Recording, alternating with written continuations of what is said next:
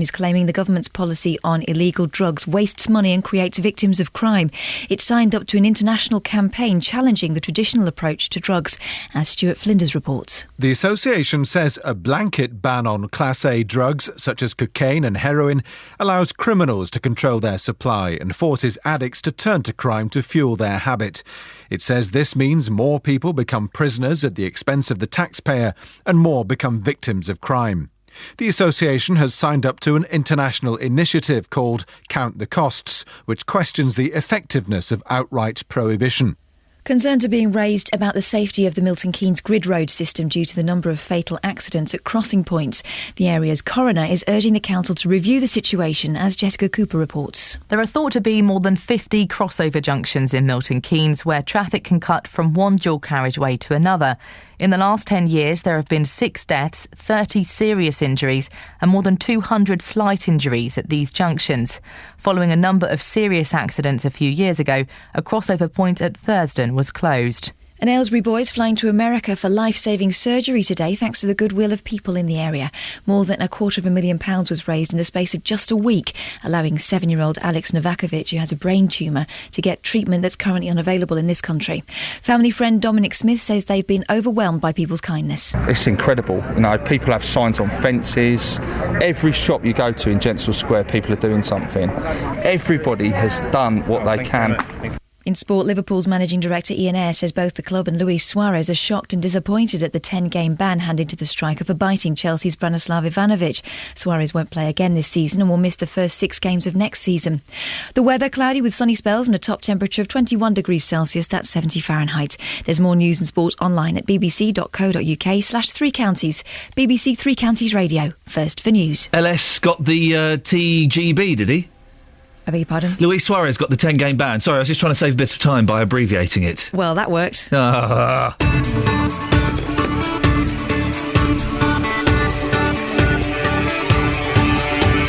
Good, certain right, snivelling little so-and-so. Fighting another football player? No! Good. Ban him for 11. No, 10 is plenty, actually. Let's not get carried away. Good, I'm glad he got a 10-game ban. Dirty little so-and-so. Morning, this is Iain Lee, BBC 3 Counties Radio. Apologies to Tony Woods and everybody else who was disappointed I wasn't here yesterday. Had lots of important things to do. Maybe I'll explain later on. It's a very exciting and not in the good sense couple of days. Lots coming up on the show this morning. A national measles vaccination programme is being rolled out across England. The number of cases has more than doubled since last year. I want to ask you this morning, did you not get the MMR jab for your kids because you were scared of the supposed links with autism? Do you regret it now? 08459 455 555. People Power in Aylesbury has raised the money to send a 7-year-old boy to America for an operation, which his family hope will save him from a brain tumour. And our reporter, Jessica Cooper, will be at the crossover junctions on grid roads in Milton Keynes. They're being called into question after 6 deaths within 10 years.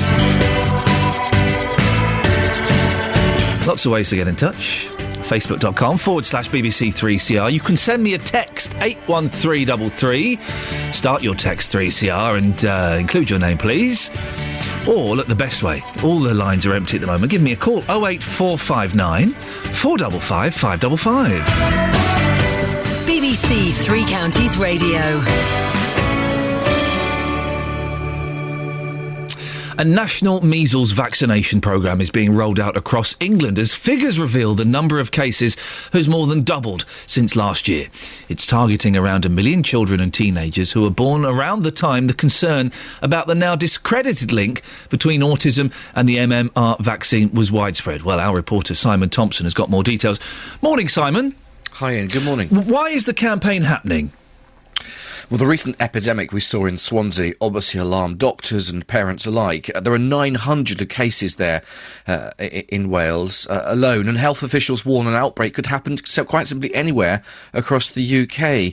It's thought a generation of children have now got low levels of protection against after the MMR scare in the 1990s. Measles, of course, is a highly contagious disease. It causes a high fever and rash, and 1 in 15 cases can lead to severe complications like pneumonia, pneumonia, inflammation of the brain, and can be fatal. So it's a pretty serious condition, Ian. And in 2012, there were nearly 2,000 cases of measles across England, the highest figure for nearly 2 decades. And this year, that number of cases already seems even higher. What caused the MMR scare in the mid-90s? Well, a decade ago, measles wasn't a concern in the UK. It had been effectively eradicated, and the only cases were seen were those coming from abroad. But then this research in the mid-1990s by a surgeon called Andrew Wakefield linked MMR with autism. He wrote a paper in The Lancet, and it caused vaccination rates to fall overnight, below the rate needed to prevent the spread of the disease. Now, the research has since been discredited. Andrew Wakefield has been struck off the medical register, and The Lancet retracted the research, but the vaccination rates have since recovered. But it's children born in the 1990s where there are still low levels of vaccination. And how will the campaign work, Simon? Well, it's called a catch-up campaign. It's run through GPs, schools and community groups, and they'll focus first of all on children aged between 10 and 16, as they're the ones most likely to have missed out on the vaccination in the 1990s. The campaign's expected to cost £20 million. It'll aim to vaccinate children who haven't had the MMR jab then, when they were first born, which covers measles, mumps, rubella, of course, and to hopefully vaccinate them by the next school year, September this year. And the Department of Health already has 1.2 million vaccines ready. And certainly everyone will be encouraged to have their first MMR jab before next school year, and a booster jab as well. It's very important. A lot of parents at the time decided to have one jab, not both, and that still doesn't adequately cover them against measles. Simon Thompson, thank you very much indeed. Well, the question this morning is to you, dear listener. Did you hold off or avoid getting the MMR in the 90s or at any point because of your fear of the alleged links with autism? Are you regretting it now? And are you looking at getting your kids immunised, or maybe even yourself immunised? 08459 455 555. There are some misguided people out there who still think there is a link between the MMR and autism. Is that you? Do you still think that there's a connection and that there's a good reason to avoid it? Because, you can never be too sure. 08459 455 555 is the phone number. Would love to speak to you if you avoided getting your kids vaccinated at some point, just because you were afraid. Remember, there was a big thing about it, and Tony Blair, didn't he, refused to answer whether he'd given his kids the MMR or not.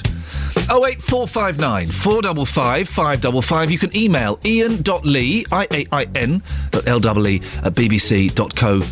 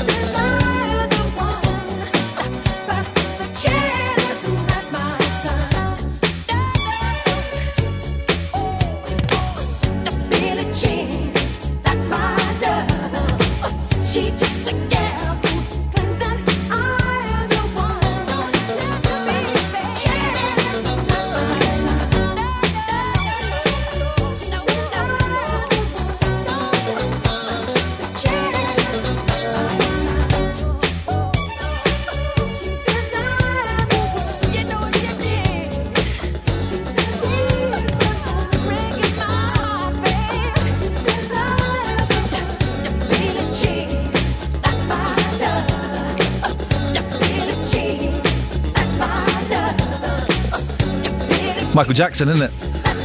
I remember where I was when I heard he was dead. I was watching the news on the telly. So I could be successfully ruled out of all police inquiries there. 08459 455 555 is the telephone. I wasn't actually. I was filming one of the worst sitcoms of all time. Anyway, by the by. 08459 455 555. Did you avoid getting the MMR for your kids because you were worried about the supposed link between the triple vaccination and autism? It was a big thing in the 90s. It was huge. Tony Blair was asked questions in Parliament about whether he'd had the MMR for his kids, and he refused to answer it. People were terrified. Did you just think, do you know what, I'm not going to do it. The risk's too great. And are you regretting that now? 08459 455 555 is the telephone number. Facebook.com/BBC3CR. You can also send me an email. Iain.lee@bbc.co.uk. IAIN.LEE@bbc.co.uk. We'll have a little look at the front pages of some of the newspapers a bit later on. The Telegraph has done a very strange thing. It's all about watches this morning. I don't quite understand it. There was a big, glossy pull-out magazine about watches.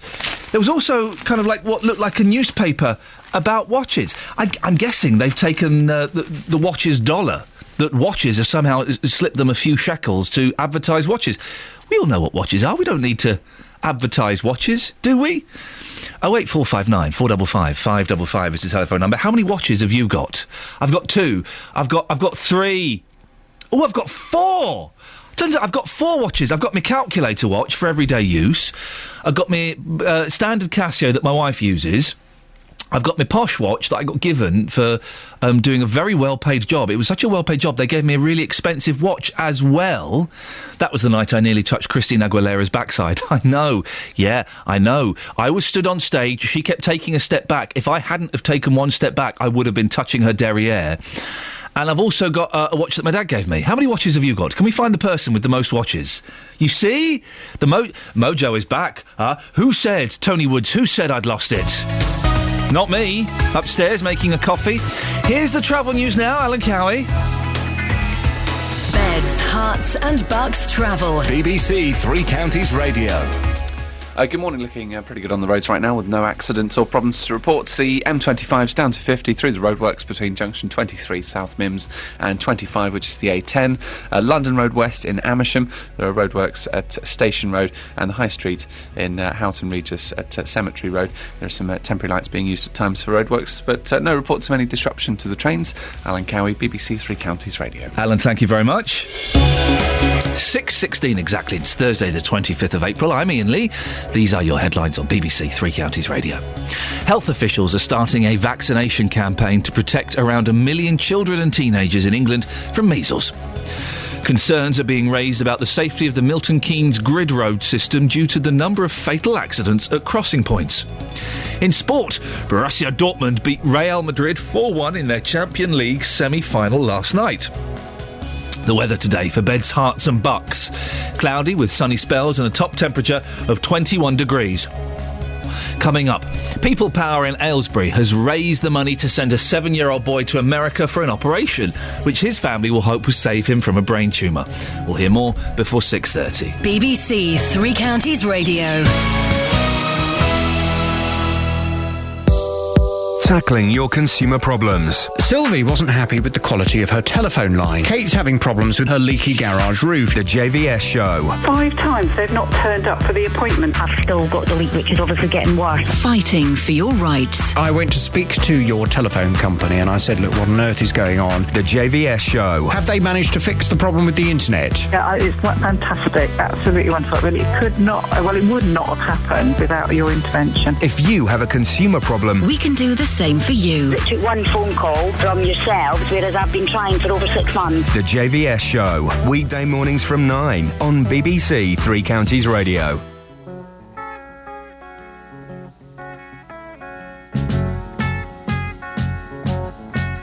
Imagine me and you, I do. I think about you day and night. It's only right to think about the girl you love and hold her tight. So happy together. If I should call you up, invest a dime, and you say you belong to me, ease my mind. Imagine how the world could be so very fine, so happy together.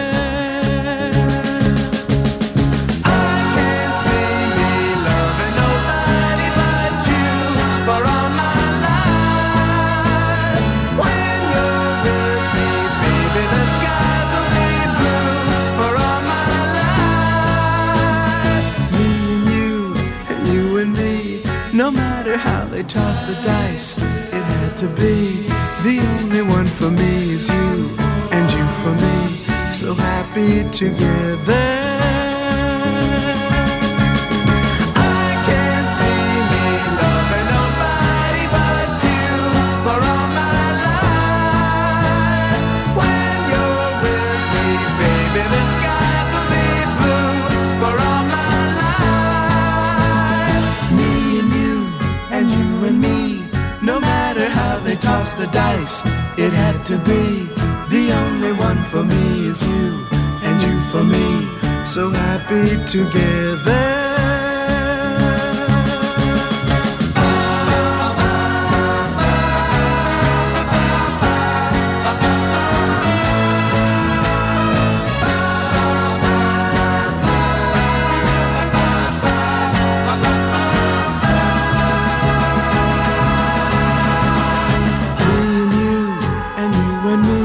No matter how they toss the dice, it had to be. The only one for me is you, and you for me, so happy together. So happy together. And how is the weather? So happy together.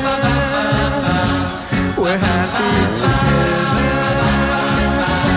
So happy together.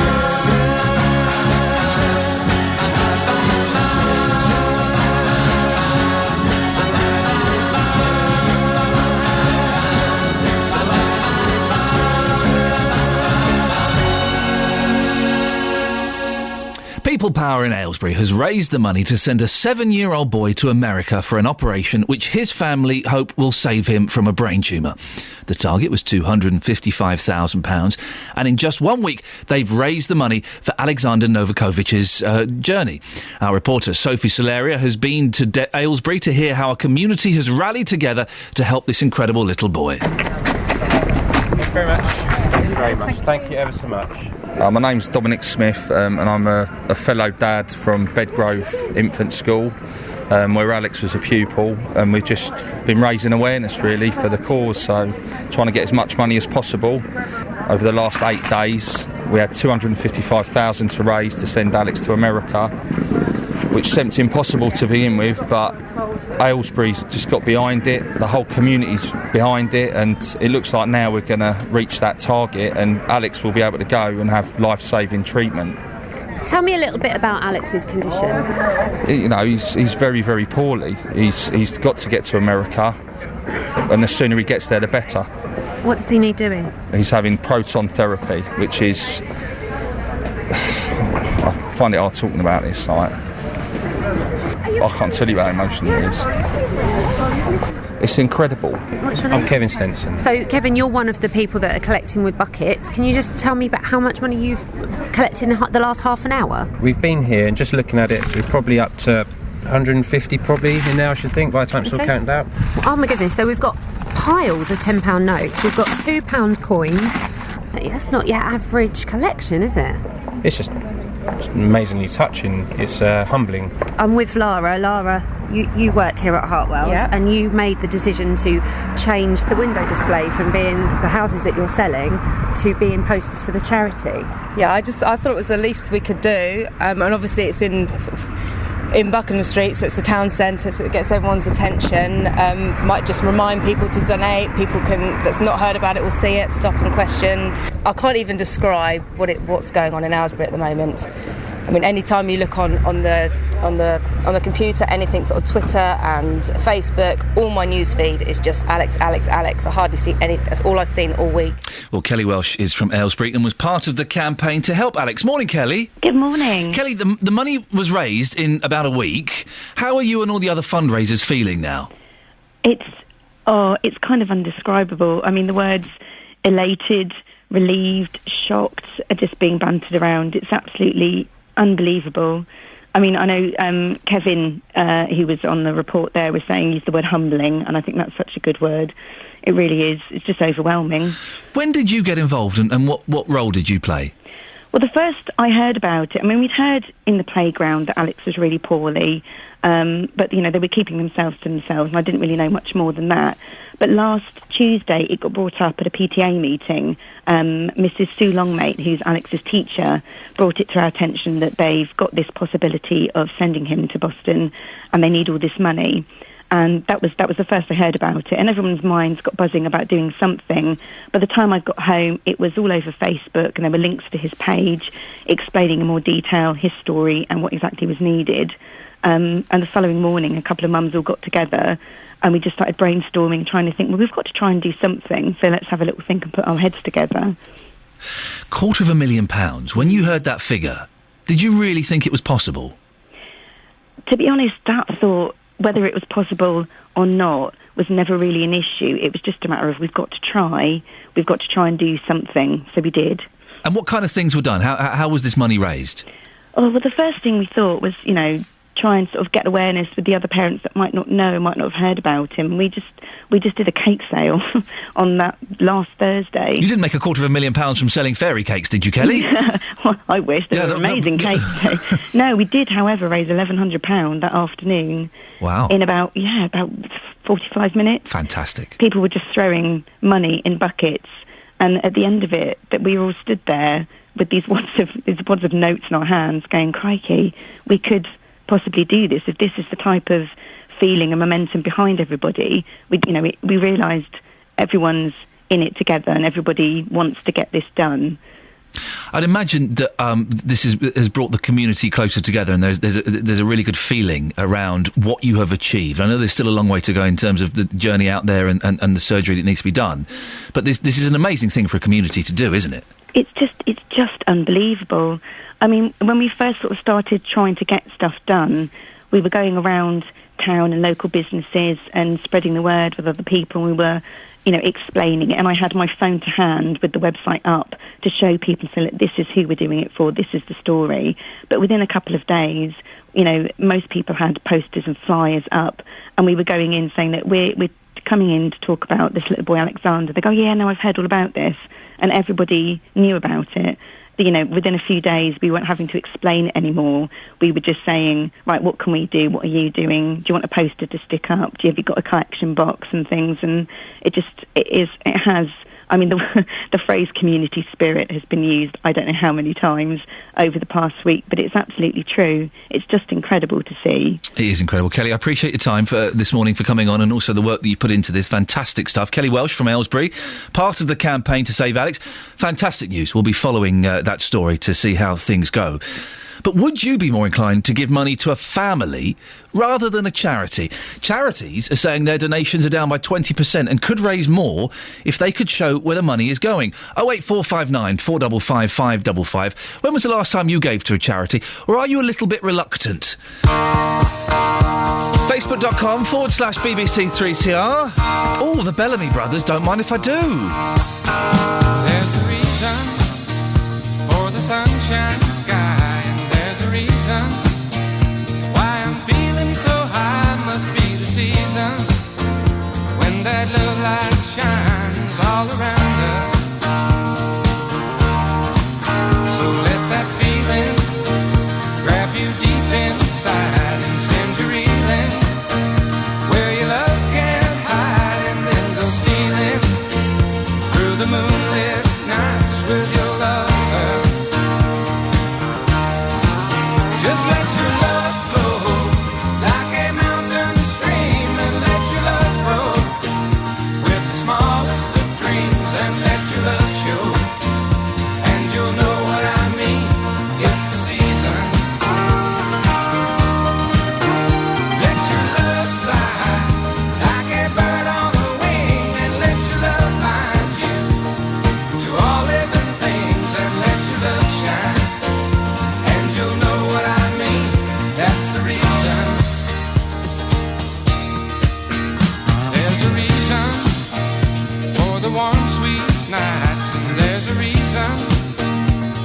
candlelights must be the season when those love lights shine all around us. So let that wonder take you into space and lay you under its loving embrace. Just feel the thunder as it warms your face. You can't hold back. Just let your love flow like a mountain stream, and let your love grow with the smallest of dreams, and let your love show, and you'll know what I mean. It's the season. Let your love fly like a bird on the wing, and let your love find you to all living things, and let your love shine, and you'll know what I mean. That's the reason. Just let your love flow like a mountain stream, and let your love grow with the smallest of dreams, and let your love show, and you'll know what I mean. It's the season. Let your love fly like a bird on the wing. Morning, Iain Lee, BBC Three Counties Radio, 08459 455 555. Did you avoid getting the MMR jab for your kids because of the supposed link with autism? And when was the last time you gave to charity? Very briefly, I mentioned watches. We're trying to find the person with the most watches. I have 5. Steve's emailed in. I've got 40 watches. 40? I worked in Southeast Asia for many years and regularly bought imitation watches as presents. I got to know one seller very well. He would sell me very good imitations for about £12.50. These same watches would cost tourists at least 50 quid. They're probably worth tuppence. They're still imitation watches, Steve. How many watches do you have, dear listener? I know, but what can I tell you? Here's the travel with Alan. Beds, hearts and bucks travel. BBC Three Counties Radio.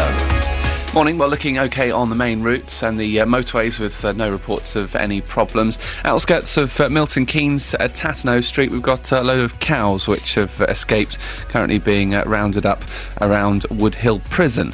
Let's hope it's just the cows that have escaped. But no reports of any problems on the trains. Alan Cowie, BBC Three Counties Radio. Thank you very much for that, Alan. I'm tempted, but I won't. Let's get the latest news and sport with Catherine Boyle. Getting beds, hearts and bucks talking. This is BBC Three Counties Radio. Good morning, it's 6:30. The headlines. Health officials are starting a vaccination campaign to protect around 1 million children and teenagers from measles. Politicians and economists will learn later whether or not the UK economy has slipped into a third recession since the global financial crisis. And concerns are being raised about the safety of the Milton Keynes grid road system due to the number of fatal accidents at crossing points. Beds, hearts and bucks sport. BBC Three Counties Radio. It's looking more and more like a Champions League final at Wembley next month will be an all-German affair after Borussia Dortmund beat Real Madrid 4-1 in their semi-final first leg. Polish striker Robert Lewandowski scored all 4 goals for the home side. It means that Dortmund are now big favourites to reach the final, where they could face Bayern Munich, who beat Barcelona 4-0 on Tuesday. In tonight's Europa League ties, Chelsea play Basel and Fenerbahce are at home to Benfica. Luis Suarez will not play again this season and will miss the first 6 games of next season after the Liverpool striker was banned for 10 matches for biting Chelsea's Branislav Ivanovic. Liverpool's managing director Iain says both the club and player are shocked and disappointed at the severity of the decision. Watford are preparing for their championship match at Leicester tomorrow night. The Hornets still have a small chance of claiming an automatic promotion place with 2 games to go, but they can't afford to lose and other results must go their way. Milton Keynes Dons held their Player of the Season award last night. Defender Sean Williams won both the Fans Award and the Players Award, and he was clearly thrilled. Firstly, to get Player of the Year is a big achievement for myself, obviously training with the lads and that every day, so it's a great honour to receive that. And then from the fans for the other one was even better. Like, it was just topped it off really. It was I know it was a disappointing season, but to come away with 2 awards wasn't too bad. Finally, rugby. The organisers of the European Heineken Cup say over 21,000 tickets have been sold for the semi-final between Saracens and Toulon, which is being played on Sunday at Twickenham. And that's the latest news and sport. More from me at 7 o'clock. Kath. Yeah. Just remembered. What? It's my wedding anniversary today. Oh! There's still time to save it. Well, I was going to send a text. I thought, I can't do that. No. So I'm going to send an email. Oh, how romantic. Across beds, hearts and bucks, this is Iain Lee on BBC Three Counties Radio. Morning, Iain Lee, BBC Three Counties Radio. Coming up in the next 30 minutes, we'll be talking about those roads in Milton Keynes. Apparently, they are dangerous. Also, we're finding out... don't ask why. How many watches have you got and why? And did you hold back from giving your child or your children the MMR jab back in the 90s because you were concerned about the supposed links with autism? 08459 455 555 is the phone number. You can send me an email as well if you'd like. Iain.lee, IAIN.LEE at bbc.co.uk.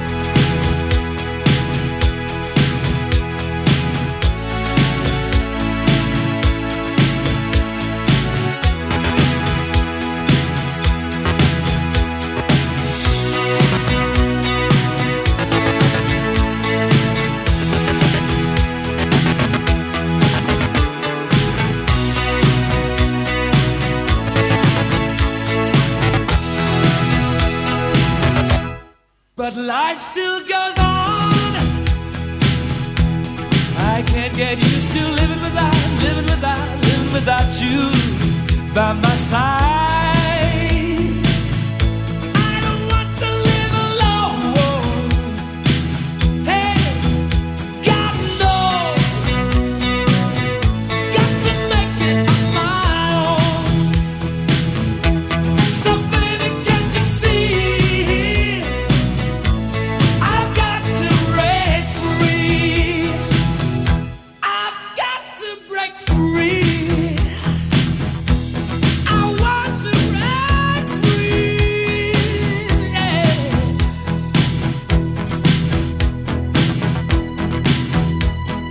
I want to break free.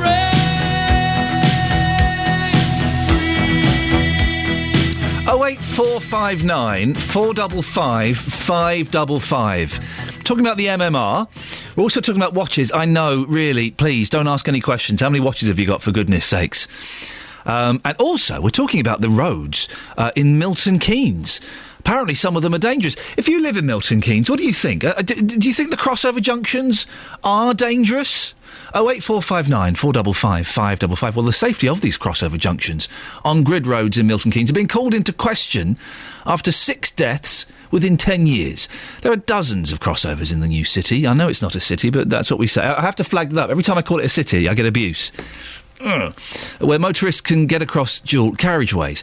A coroner has now asked the council to consider reviewing the junctions. Well, 08459 455 555. What do you think?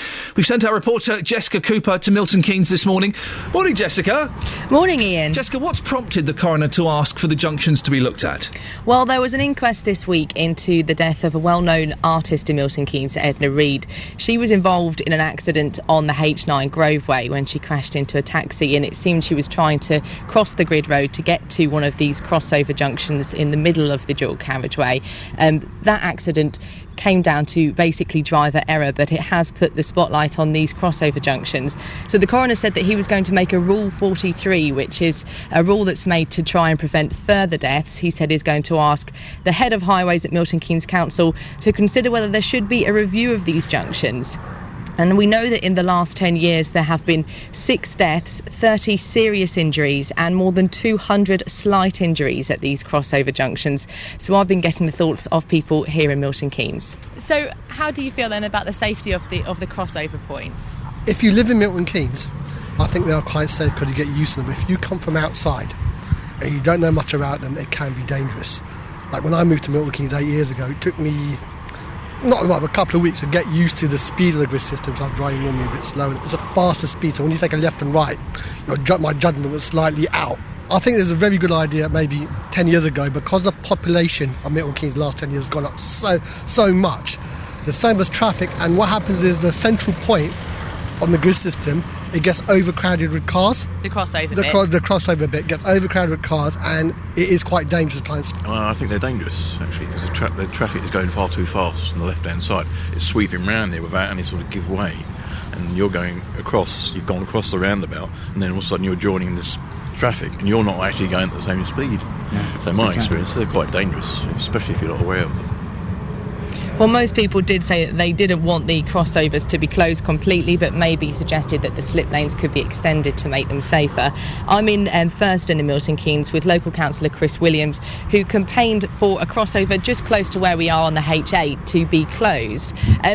Morning, Chris. Why did you want that crossover closed? Because over a period of about 2 years, there were several deaths, a dozen major accidents and many, many minor ones, and local residents were clamouring for something to be done. So we started a campaign to get the junction closed, essentially. And it's been a few years since it was closed. What have you noticed in that time? Since that time, there have been no serious accidents and very few minor shunts, and these are usually where somebody turns left and doesn't judge the speed or the distance of oncoming traffic.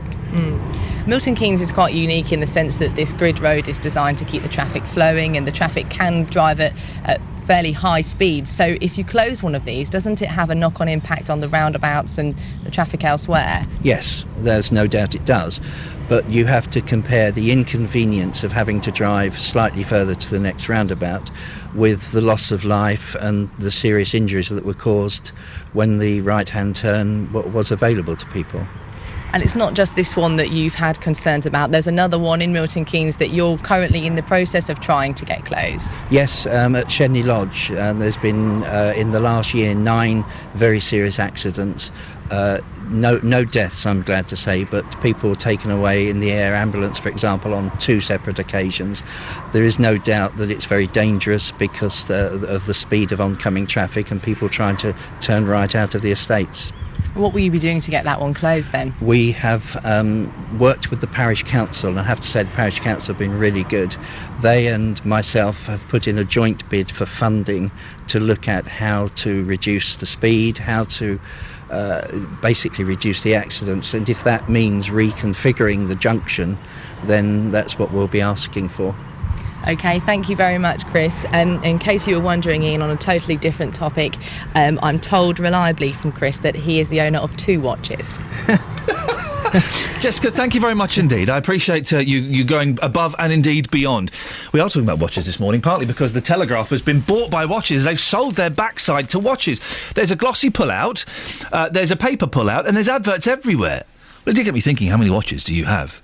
I've got 4 or 5, I'm not sure. Didn't think. Some people hoard watches, they collect watches, they've got very expensive, valuable watches. For me, it's a functional thing that tells the time. I have a retro Casio calculator watch, because I always wanted one as a child and could never afford one. Then suddenly I thought, hey, I'm an adult, I've got a bit of money, I can afford the £80 these things cost. Oh, they're $11.95 now. I've had 3 in the last couple of years. I keep losing them. One ended up in the washing machine. I don't like that. How many watches have you got? Also, this morning, I'm going to be doing the papers, looking at the front page of the newspapers in about 5-10 minutes. I need someone to do it with me. I need a helping hand to review the papers. If you have always thought, you know what, that job that Iain Lee does is well easy, I can do that. Well, now's your chance. Come and have a go if you think you are hard enough. If you want to do the newspaper review with me in about 3 or 4 minutes' time, you have to call in now. And this is going to be really popular, so I'd get your call in as quickly as you can. 08459 455 555 is the telephone number. If you fancy doing the newspapers with me, give me a call now. This could be your big chance to break into radio. Who knows when I'm going to take another day off. June. You might want to come in. It will be June.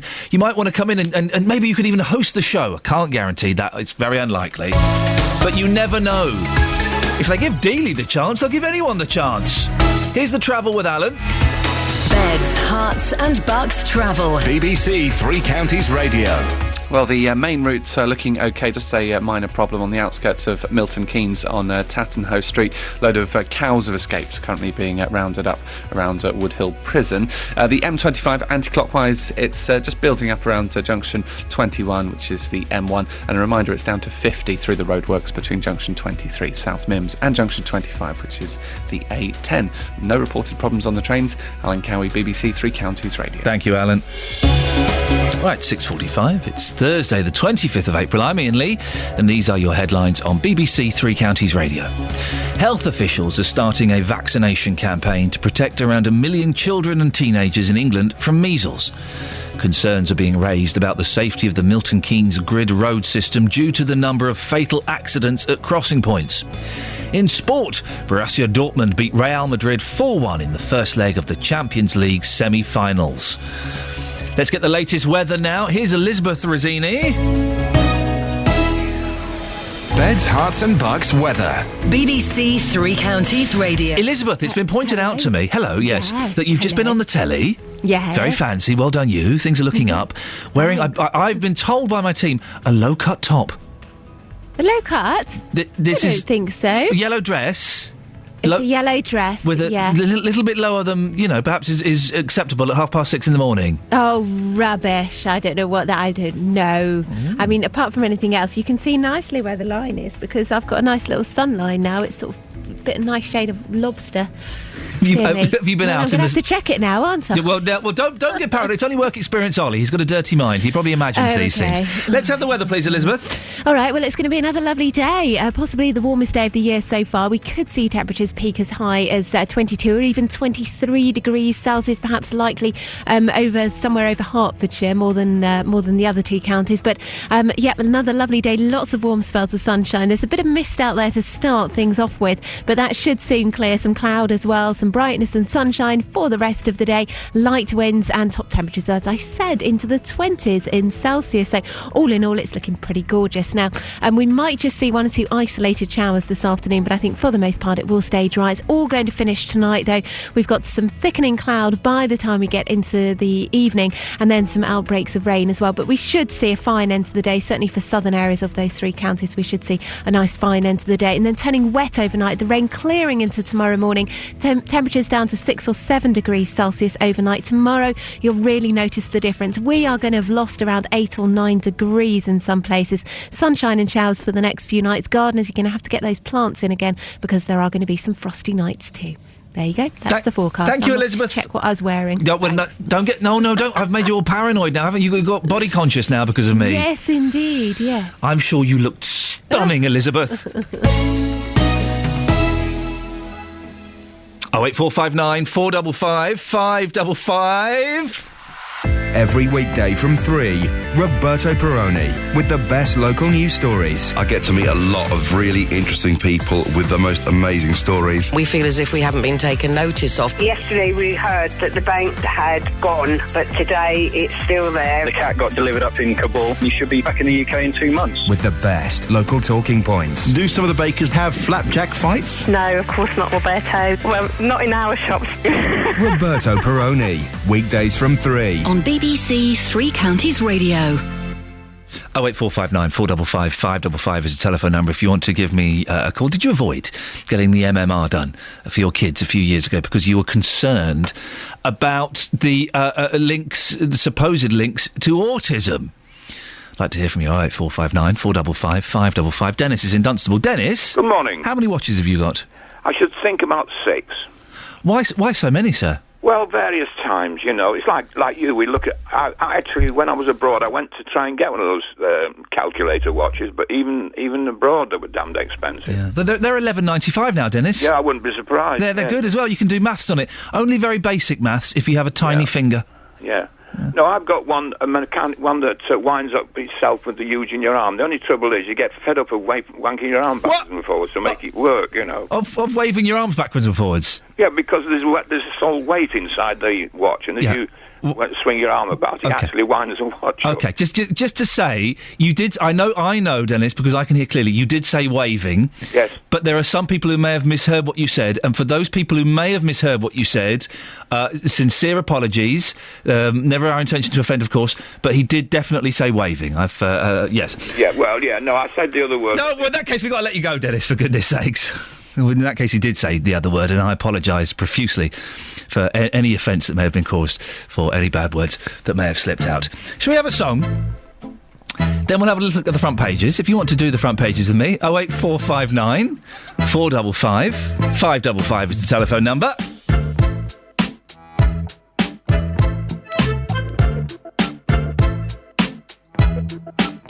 I took the perfect avenue down the road to both of you. Did I go Dutch?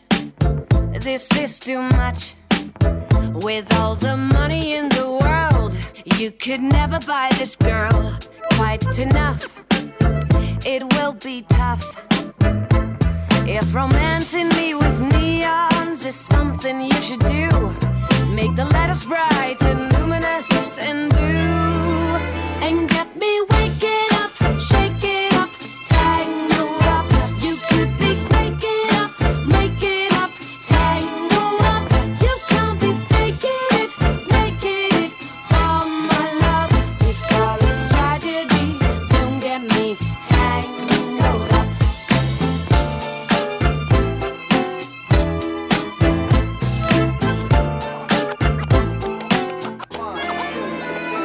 I can't separate your sins. To me, you're acting like you're twins. This is a mess.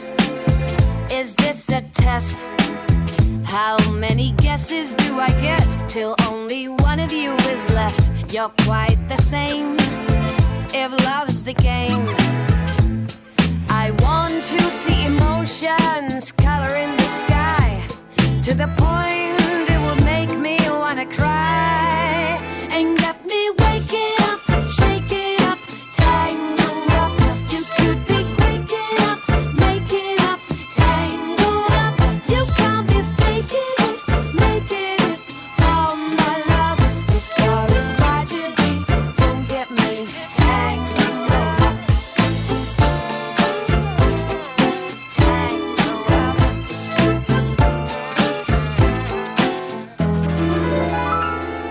Treating girls like a yo-yo is a no-no of a monumental kind. If playing with your string happens to be your thing, it's easy to say to both, oh, never mind. And get me waking up, shake it up, tangled up. You could be waking up, make it up, tangled up. You can't be faking it, making it for my love. If all it's tragedy, don't get me tangled up. Tangled up.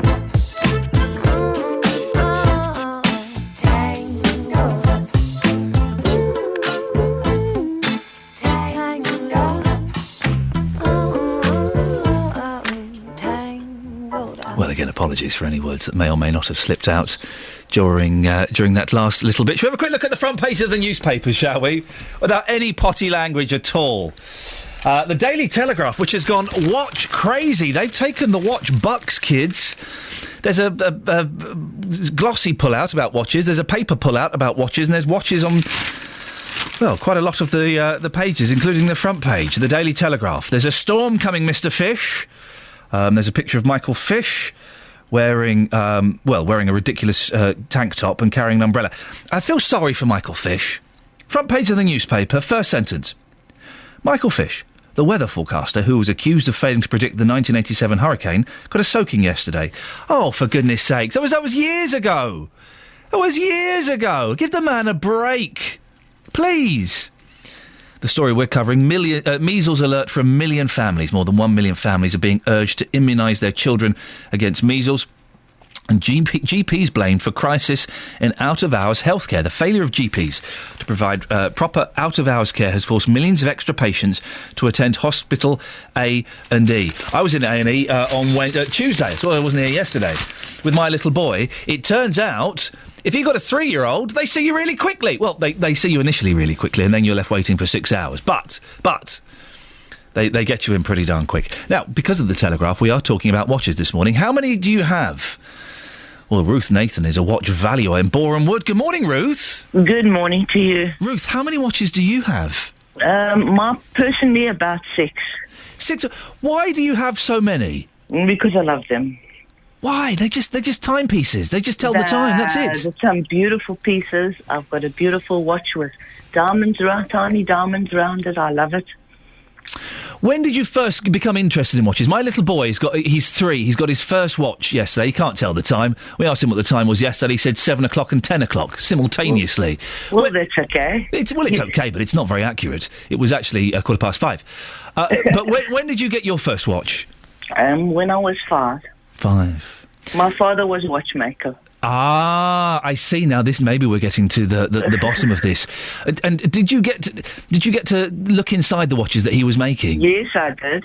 See, that's where the magic is, isn't it? It is. It's actually, they don't really. Very rarely a watch is made. A watch is put together in a factory with tiny pieces, and it's accurately put together. The first watches were really by Swiss watches, and it's a passion. You don't see anymore, do you? Old men with those monocles hunched over in a workshop. No one fixes watches anymore, do they? You do. Really? I have a fantastic watchmaker. Really? Yes, I do. And does he make you custom watches? No, he doesn't. Okay. He doesn't. He services watches. He does all the mechanical watches, the automatic watches. The automatic watches works with a weight, and it turns the wheels, and especially actually little boys are very interested in watches and clocks. Yes, I remember being a little boy, and I remember taking several watches and several clocks apart, thinking, it'd be easy to get this spring back in there. It turns out you don't. It's flipping difficult. What's the most expensive watch you've got, Ruth? A Vacheron. Pardon? A Vacheron Constanta. A Vacheron Constanta. How much is that worth, if I may ask? Probably about £1,500. Flipping heck, Ruth! Are you not worried when you wear that, though, that something might happen to it? You might scratch it or bang it? No, I'm not worried about that. And I'm not worried about it being stolen because, as you can well hear, I'm South African. Oh, I see. So are you packing a piece? Have you got a Luger? Not in England. No, but back home, maybe. Now, you're a watch valuer. What's the most expensive watch that you've seen yourself in your professional capacity? Probably $1 million at Piaget. Sorry, for a second I thought you said $1 million. I did. $1 million at Piaget. $1 million? Yep. Why? Okay, listen, I got a calculator watch. I begrudged paying £12 for it. Why would anyone spend $1 million on a watch? I suppose if you've got the money, you can spend it. What kind of person has that money? Was it Beyonce or something? No, it wasn't Beyonce. Okay, I assume you're not going to give me their name. No, I'm not. Well done, you. Ruth, thank you very much for coming on. I appreciate your time. You see. $1 million for a watch. It's almost £1 million. How many watches have you got, dear listener? It's one of these things that kind of intrigues me. And have you got watches that don't work? Just stuffed in drawers. You think, well, you never know.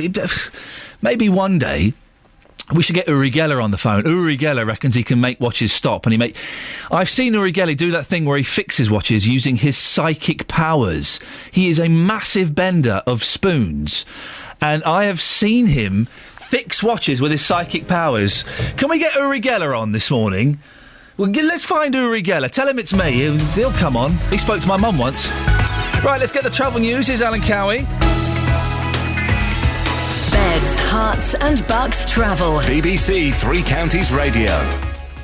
Not looking too bad on the roads. The M25 is heavy in patches from junction 21, the M1 to junction 19, Watford. That's on the anti-clockwise side. M1 and the A1 seem to be flowing OK right now. Did have a call about half an hour ago from the police saying that Tattenhoe Street, outskirts of Milton Keynes, there were a load of escaped cows being rounded up, but I haven't had a recent update on that.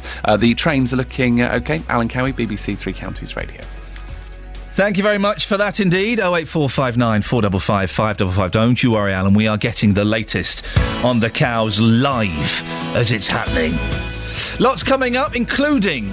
Did you fail to get the MMR jab for your kids because you were worried about the alleged links to autism? Do give me a call. Be nice to speak to you after the news with Catherine Boyle. Getting beds, hearts and bucks talking. This is BBC Three Counties Radio.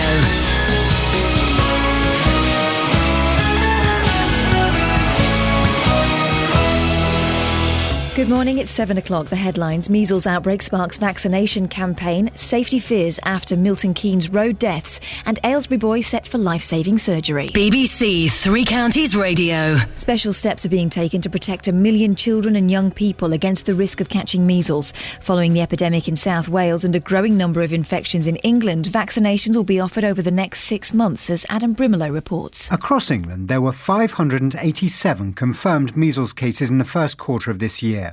The rate's highest among 10 to 16-year-olds. Health officials say that's a legacy of the fall in vaccination rates in the late 1990s and early 2000s, caused by discredited concerns over the safety of the MMR vaccine. The catch-up campaign will focus on this group, especially those who've had no vaccination, but it will also target those who haven't had their MMR booster, which ensures almost complete immunity. Politicians and economists will learn later whether or not the UK economy has slipped into a third recession since the global financial crisis. Most experts are predicting that the economy did manage a small amount of growth in the first 3 months of the year. The Prison Governors Association is claiming that the government's zero-tolerance policy on illegal drugs wastes money and creates victims of crime. It says a ban on Class A drugs allows criminals to control their supply and forces addicts to turn to crime to fuel their habit. The association has signed up to an international campaign challenging the traditional approach to drugs. Concerns are being raised about the safety of the Milton Keynes grid road system due to the number of fatal accidents at crossing points. The area's coroner is urging the council to review the situation. Jessica Cooper has the details. There are thought to be more than 50 crossover junctions in Milton Keynes where traffic can cut from one dual carriageway to another. In the last 10 years, there have been 6 deaths, 30 serious injuries and more than 200 slight injuries at these junctions. Following a number of serious accidents a few years ago, a crossover point at Thurston was closed. An Aylesbury 7-year-old will get the treatment he needs for a brain tumour thanks to the goodwill of people in the town. In just 8 days, fundraisers have managed to collect over £250,000 to send Alex Novakovic for proton therapy in the US. Family friend Dominic Smith said they've been overwhelmed by the response. Over the last 8 days, we had £255,000 to raise to send Alex to America, which seemed impossible to begin with, but Aylesbury's just got behind it, the whole community's behind it, and it looks like now we're going to reach that target and Alex will be able to go and have life-saving treatment. In sport, Liverpool have until midday tomorrow to appeal against the 10-match ban given to Luis Suarez for biting Chelsea's Branislav Ivanovic in their match on Sunday. Suarez will not play again this season and will miss the first 6 games of next season. The weather, cloudy with sunny spells and a top temperature of 21 degrees Celsius, that's 70 Fahrenheit. There's more news and sport online at bbc.co.uk/3 counties. BBC Three Counties Radio, first for news.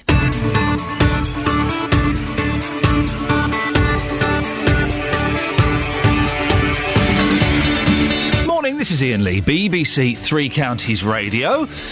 Oh, it's a lovely day out there. It's bright as well when we come into work. I find that a little bit confusing. I'll get used to it, I'm sure. Lots coming up between now and 8, including a national measles vaccination programme is being rolled out across England. The number of cases of the disease has more than doubled since the last year. Did you fail to get the MMR jab for your kids because you were scared of potential side effects? People Power in Aylesbury has raised the money to send a 7-year-old boy to America for an operation, which his family hope will save him from a brain tumour. Are you more likely to give money to a specific cause, to one family or one person, instead of giving to charity? And our reporter, Jessica Cooper, will be live from Milton Keynes looking at the safety of the grid roads there. They are being questioned after 6 deaths within 10 years. Lots of ways to get in touch, including facebook.com/BBC3CR. You can send me an email, ian.lee, IAIN.LEE @bbc.co.uk. You can also give me a call, 08459 455 555. BBC Three Counties Radio. A national measles vaccination programme is being rolled out across England as figures reveal the number of cases has more than doubled since last year. It's targeting around 1 million children and teenagers who were born around the time that concern about the now discredited link between autism and the MMR vaccine was widespread. I'm joined now by Hertfordshire GP Mike Ingram. Good morning, Mike. Good morning, and you should say, Ian, just let me say before we start, a very angry GP, because we're about to be accused by Jeremy Hunt of neglecting the population and causing A&E to go in. So the whole of the GPs feel that this attack on us is totally unwarranted. Your patients will know they can get a GP out of ours, so I'm just going to get that anger off my Mike, I tell you what, no, I've seen that on the front page of the papers. We'll come to that at the end, if that's okay, because that is an interesting story. I've got to get it off my chest so I can calm down and talk to you properly. Deep breaths, Mike. Relax. Don't worry. We're on your side, Doctor. Now, have you seen more measles cases in this region? Fortunately, no, not yet. It's very rare because we've got good vaccination coverage nowadays amongst the young kids that are coming through. It was really with the Wakefield hoax that led to people to be scared of MMR, and those are the people who were vulnerable. Now, Mr. Wakefield was the surgeon, I think, who said, "Whoa, hey, hang on, MMR equals autism." You're now calling it a hoax. I've not heard that word used with it before. Well, because it was basically putting out a message to the public which was fundamentally untrue and had no evidence to back it up. And I don't know how else you can describe something where someone's selling you something with no evidence to back it up. How did he get this out? Why did he say this? Did he genuinely believe it? He actually did experiment on 12 children and applied what he observed in 12 children to the whole of mankind. Well, that was in fact then published by The Lancet, which took up the story and got into the press, and the rest is history. So we're really in a situation where we're suffering now from this rather well-publicised story, if you like, that was actually put out there and understandably scared a lot of people, because it's up for the scientific journals to judge the experiments that are done, not the public readings in the papers. They get understandably nervous and they react to publicity, and that's the basis of our present predicament. There was hysteria, perhaps too strong a word, but it was huge. I remember questions being asked of Tony Blair in Parliament about whether he'd given his children the MMR. Some people, Mike, I'm shocked to find out, but I heard this last week, some people still think there is a link between the MMR and autism. Some people still think the world is flat. If you look on the internet, there's a flat Earth society. People do have beliefs. Whether they're mainstream beliefs and whether they're backed by fact is another question. What are the symptoms of measles? How can people know if there's a problem? Main things are conjunctivitis, a red eye with a cough at the early stages, and then you get a sort of blotchy rash. But mostly a child is very ill with measles, high fever, and really quite listless and unwell. And we heard last week about a gentleman who I think died through measles. He was in his 20s. It can be fatal, and it can affect older people, not just kids. Yes, I mean, the history is, of course, that older generation will have been exposed to measles as children, because measles was highly infectious. And before vaccination, it was almost a rite of passage. Everybody got measles. When the vaccine came out, that reduced it, and with the MMR being very effective, that almost died away before we had the Wakefield scare. And so people who are older will have natural immunity. It's really those who didn't have the MMR during that time of the anxiety about MMR and autism that are the most vulnerable. Who should get the vaccine or the booster, and how should they get it? Where should they go? Anybody who has not had 2 doses of MMR, and that's at the moment you will get those between sort of around about first dose around about a year, second dose around about 4 years. Anybody who has not had those 2 doses should go and get their GP so they can catch up and make sure they have had that double protection with 2 MMR jabs. And do we have enough? Do we have enough of the jabs, Mike? Yes, there is enough. It's been stockpiled. The government has made sure there are plenty of MMR jabs around, and GPs are gearing up to deliver this catch-up program. The main target is 10 to 16-year-olds because they're the ones judged to be most at risk because of the timing of their MMR being due to when the reaction of the public was at its height against the jab. Now, Mike, you've raised this up, the front page of the Telegraph. Let me just read this for our listeners who are unaware. GPs, that's you, blamed for crisis in out-of-hours healthcare. The failure of GPs to provide proper out-of-hours care has forced millions of extra patients to attend hospitals, accident and emergency departments where they do not get the medicines, checks or support they need. The Health Secretary will warn today. Jeremy Hunt will say disastrous changes to GPs' working hours have led to an extra 4 million people attending hospitals annually. What have you got to say for yourself, Doctor? Well, there's probably one word of truth in there, but not that. It is totally unfounded. First of all, we know that the disastrous introduction of NHS 111, which has happened over the last few weeks, has over casualties. And I've been speaking to hospital doctors who said since the government's quite mad introduction of NHS 111 came in, accidents and emergencies have been totally flooded. And of course Jeremy Hunt doesn't want to address that, so what does he do? He deflects the blame onto the Labour Party and onto GPs. Your listeners are far too intelligent to fall for that for that bit of political gaming. It's quite understandable why he's doing that. GPs don't provide out-of-hours service. Out-of-hours services are provided by the local PCTs, and that's why, luckily in Hertfordshire, we've got an excellent out-of-hours service called Herts Urgent Care, who run the system very well, who are Hertfordshire GPs looking after people all hours of the day. In other areas of the country, people are just not bothered spending the money to provide a decent out-of-hours service. So if you pay peanuts, you get monkeys. If you don't fund something properly, you get bad care. That's always the case. And all I can say to you is that all my GP colleagues who are working hard out of hours are furious. I even heard of one GP who was sitting there and this patient started moaning at him that there's no GP's out of hours service. And he said to the patient, well, I'm a GP, it's out of hours, you're here with me. What on earth are you talking about? So we've got a situation that this is a purely political attack on GPs to divert attention from the government failures in a totally messed up introduction of NHS 111 and a totally messed up and underfunded system for out-of-hours care.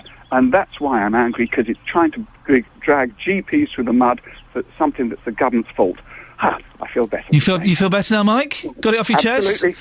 Thank you for making me feel better this morning. It's my pleasure. Listen, very quickly, Mike, before we go, Jane has just called in. Jane, you in Milton Keynes, you wanted to ask the doctor something? Hi, good morning, yes. Go on. I wondered if the take-up for the MMR jab would have been higher had it been given in single jabs. Mike? Two things. One is no one's ever proven the single jabs. All the research has been done on MMR, which shows it's 100% safe. And we know that giving single jabs gives you a worse take-up because you have to keep taking the kid back. You're more likely to have reactions. You're having 6 needles put in and each one's got a higher chance of reaction. And there's no research showing it's safe. We know that MMR is 100% safe. No one showed that the single jabs are safe. Jane, it's 100% safe. I just wonder if people would have gone for measles if they'd have, could have had it in a single jab. That was my question. Jane, thank you very much. Dr. Mike Ingram, I appreciate your time, and well done for your rant there. Dr. Mike Ingram, not a fan of the 111 service. We've talked about that before. No doubt we'll dwell on that again. Well, did you hold off giving your kids the MMR jab because of the worry, the link with autism that was very popular? But it turns out it was a load of nonsense. Dr. Mike Ingram there saying the MMR is 100% safe. Ellie's in St Albans. Morning, Ellie. Morning, Ian. How are you? I'm fine, thank you. Have your kids had the MMR? Absolutely, of course they have. Why would I not immunise my child against potentially fatal diseases? Were you not concerned at all about the rumours of links to autism? Well, the clues in the word rumours, that's all it was. If you did your research, there was very little evidence, and actually it turns out there was no evidence whatsoever. So, no, I wasn't concerned about that. I'd be more concerned if my children got ill from measles, mumps and rubella. Although they're not fatal, potentially they could be. I don't want to see my child suffer. Well, you know, there are some parents that still, not many, but there are some parents who still don't want to have the MMR because they're concerned about what might happen. Well, where's the evidence? It was proved to be wrong. That research, that totally nonsensical research that was done, it's proved not to be true. There is no link between autism and MMR. And if parents want to go online and Google what can happen to their child when they've got measles, mumps or rubella, let them Google that instead of Googling autism. There is no link whatsoever. It's irresponsible parenting, in my opinion, not getting your children vaccinated. And speak to parents in the third world who have no access to vaccinations. I'm sure they'd agree. Ellie in St Albans, I appreciate that. Sorry to cut you off. We just got to move on a little bit. But thank you very much indeed. Well, irresponsible parenting if you don't get your kids immunised. Did you not get your kids immunised? Are you an irresponsible parent? Or are you one of these people that still... I heard someone on the radio the other day on 5 Live saying, well, no, hang on a second, I've seen it happen. I saw 2 kids get the MMR jab and immediately they changed and became autistic. 08459 455 555. Do you still think that there is a link between autism and the MMR jab?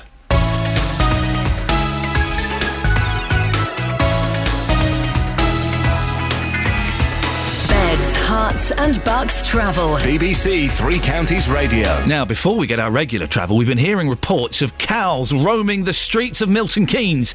Well, Jess Cooper is on Tottenham Street. Jess, where are you exactly and what's happening?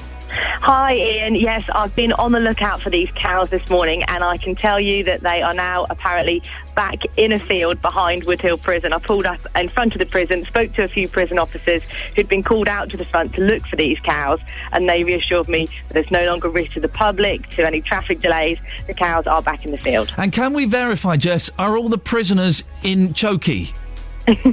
I think the prisoners are where they should be. Excellent. They didn't seem concerned. OK, excellent. Jess, thank you very much indeed. Well, let's get the rest of the travel news now. Here's Alan Cowie. Yeah, the main route's looking OK, actually. Just a bit slow on the anti-clockwise. M25 in patches from junction 21, the M1, and junction 19 at Watford, and heavy as well from 17 Maple Cross to 16, which is the M40. A1 and the M1 looking OK. No reports of any accidents or problems. We've got a good service on all train lines as well. Alan Cowie, BBC Three Counties Radio. Alan, thanks very much. Morning, 7:16, Thursday the 25th of April. I'm Iain Lee, and these are your headlines on BBC Three Counties Radio. Special steps are being taken to protect 1 million children and young people in England against the risk of catching measles. The Milton Keynes coroner is urging the council to reassess the safety of the Milton Keynes grid road system after 6 deaths at crossing points over the past 10 years. In sport, Liverpool have until midday tomorrow to appeal against the 10-match ban given to Luis Suarez for biting Chelsea's Branislav Ivanovic in their match on Sunday. Sorry, there's a fly floating around my microphone. It's very off-putting. Go away, naughty fly. Shoo fly, don't bother me. The weather today for Beds, Herts and Bucks, cloudy with sunny spells and a top temperature of 21 degrees. Coming up, People Power in Aylesbury has raised the money to send a 7-year-old boy to America for an operation, which his family hope will save him from a brain tumour. We'll hear more before 7. BBC Three Counties Radio. Nick Coffer on BBC Three Counties Radio. Every weekday between 12 and 3, I'm here with a little bit of celebrity. I've always loved being a comedian because it's my job, so I'm going to keep doing that. I was voted Japan's #1 male vocalist of the year, and I beat out Frank Sinatra. How's that? Expert advice. It does sound like it's a mechanical pain brought on by altered mechanics in your upper limb. Your capital's protected because I'm guessing what you don't want to do is take any risks with the capital itself. And loads of really great music. Nick Coffer, weekdays from 12 on BBC Three Counties Radio. 08459 455 555 is the telephone number. Now, charity donations fell by a fifth in the year 2011 to 2012. That's according to the latest figures. There were fewer people giving money to worthy causes, and the amounts they contributed also fell. Well, these were the findings of a report by the Charities Aid Foundation and the National Council for Voluntary Organisations, based on a survey of more than 3,000 people. But some modern ways of charitable fundraising appear to be more successful. We've been hearing this morning how the Aylesbury community managed to raise the £255,000 needed to send 7-year-old Alex Novakovic to the United States for an operation, which his family hope will save him from a brain tumour. Well, we'll hear from the Charities Aid Foundation shortly. But if you've changed your charity habits, the amount you give, maybe you've cancelled your direct debits, or maybe you're giving to fewer charities, 08459 455 555. Well, our reporter, Sophie Solaria, has been hearing how the community of Aylesbury rallied together. Thank you very much. Thank you very much. Thank you ever so much. My name's Dominic Smith, and I'm a fellow dad from Bedgrove Infant School, where Alex was a pupil, and we've just been raising awareness really for the cause, so trying to get as much money as possible. Over the last 8 days we had $255,000 to raise to send Alex to America for proton treatment, which seemed impossible to begin with, but Aylesbury's just got behind it, the whole community's behind it, and it looks like now we're going to reach that target and Alex will be able to go and have life-saving treatment. Give me some examples of how Aylesbury's got behind Alex's campaign. In so many ways. I mean, parents have took time off work. We were going to raise funds and have a ball. We've actually got the ball without spending a penny. Everybody's given to it, all the local companies. We needed perforated tickets to sell for a raffle. Someone donated tickets for Top Gear live show, which are like gold dust, I'm told. This is one of those situations where a community just rallies together and surprises. It's incredible. People have signs on fences. Every shop you go to in Gensel Square, people are doing something. Tell me a little bit about Alex's condition. He's very, very poorly. He's got to get to America, and the sooner he gets there, the better. What does he need doing? He's having proton therapy, which is... I find it hard talking about this, I can't tell you how emotional it is. It's incredible. Do you think people are quicker to give to one cause as opposed to a big charity? My only answer to that, from what I see, is you wouldn't get the response in London this quickly as we have in Aylesbury. There's so many families here, it's so family orientated, and the thing is people can relate to it.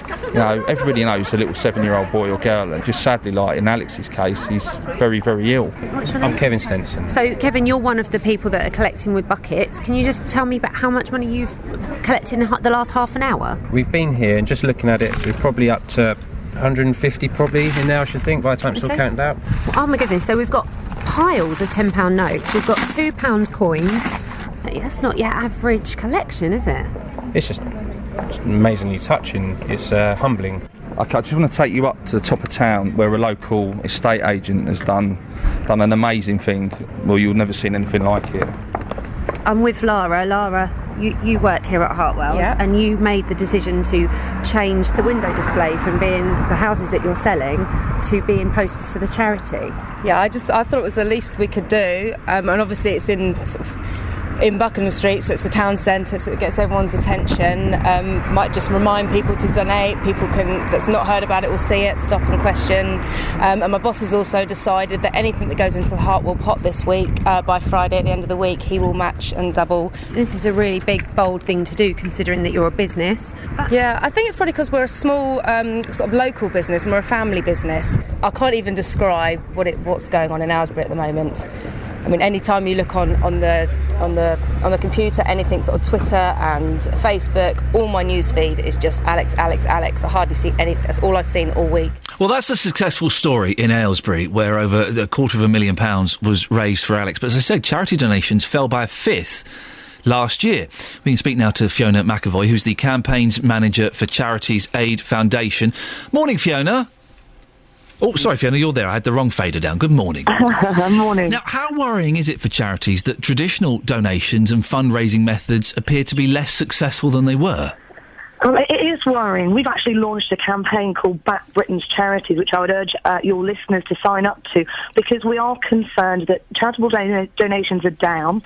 At the same time, a lot of charities have seen their funding cut from local government, and also just by the very nature of the economic situation we're in, actually demand for the services that charities provide is on the increase. So they're really struggling, and we're worried that lots of charities are going to go to the wall.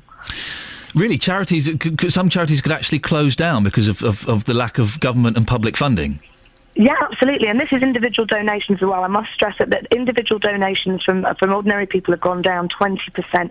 We can sort of understand why, but it's a fact that we surveyed charity chief executives and senior workers, and 1 in 6 of them said they might have to close within the next 6 months. So we're looking at an urgent situation here, really.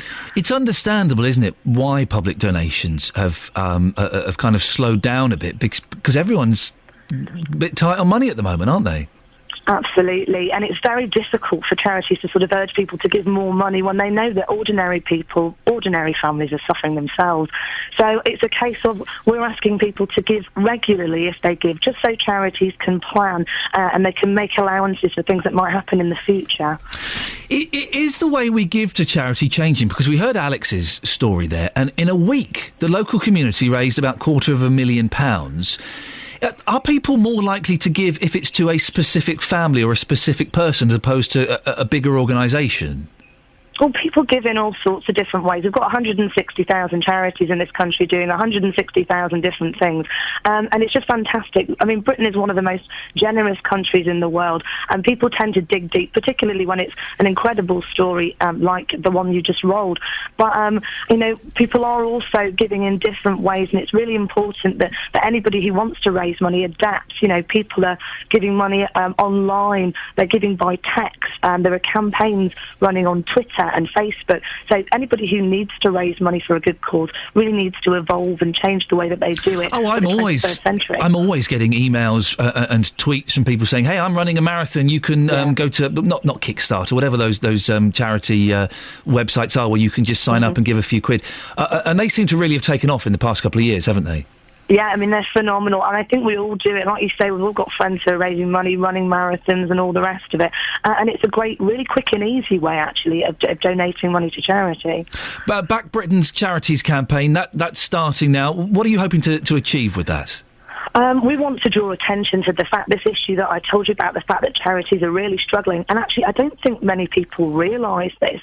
And it's quite an urgent thing. So we're asking the government and businesses and the general public to really stand shoulder to shoulder with charities in the UK and draw attention to this issue. That might be people volunteering. It might be people giving more money. It might just be people telling their friends and others who might be able in a position to do that.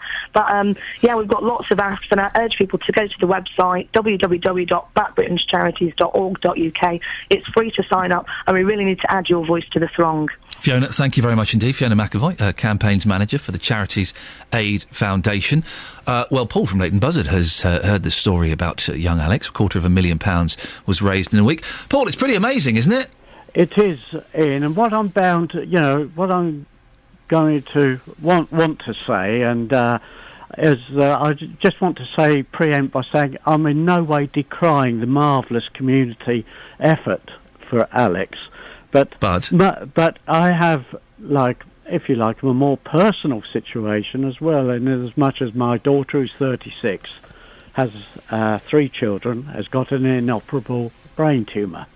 And there are thousands and thousands of people each year under the age of 40 diagnosed with brain tumours. There is another young lady in Leighton Buzzard with 2 children. It's a similar situation. And what I'm saying is, really, is what that previous speaker you had on. While, as I say, I applaud the effort and all what the people of Aylesbury have done, could I just pose a question? Would that 250,000 be better spent in the UK on, researching tumours in the UK? Because not everybody can afford or have the ability to raise that kind of money to send their loved ones to America. So, I'm just posing the question, and I don't want the people in Aylesbury to feel that I'm having a go at that, but I'm not. You can understand, can't you, why they raise that money for that little boy? I can, absolutely. Absolutely. Paul, can I ask you, when was your daughter diagnosed with this inoperable brain tumour? Well, Ian, it's a rather long story, but it's been going on, would you believe, first problem started 7-9 years ago, but it was only the last 2 years that it was diagnosed, and this is another problem that the brain tumour people are trying to get the message across, that doctors are taking far too long diagnosing brain tumours. But 2 years ago is effectively when her treatment started. And you say it's inoperable. Is there any hope of getting rid of it with other treatments? No. So I've been told. She's under the care of the Churchill in Oxford, which are marvellous. I can't speak too highly of them. They're there for her, and I have to say now she is receiving tremendous backup from her local surgery, which, but I mean... It took a while to get there. Paul, can I ask, what's the prognosis for your daughter? What's going to happen? Well, you sort of take it really in day by day. You have to. You live in the hope that something will come along. But the fact that it's inoperable, and the fact that she's had the radiotherapy and the chemo, and although the tumour shrunk a little, you wait sort of. That's every 3 months she has the MRI scan, and you just keep your fingers crossed that it's still stable. Paul, can I ask a question? If this is too personal, then tell me to jog on and mind my own business. Okay. Have they given her a length of time she can expect to live? It's uncertain. Right. I mean, what they tell you is that some people can, 7-9 years. Some have been as long as 12 years. But nothing is couched in certainty. No. Paul, I really appreciate your time this morning, and best of luck to you and your daughter. Cheers. Thank you very much indeed.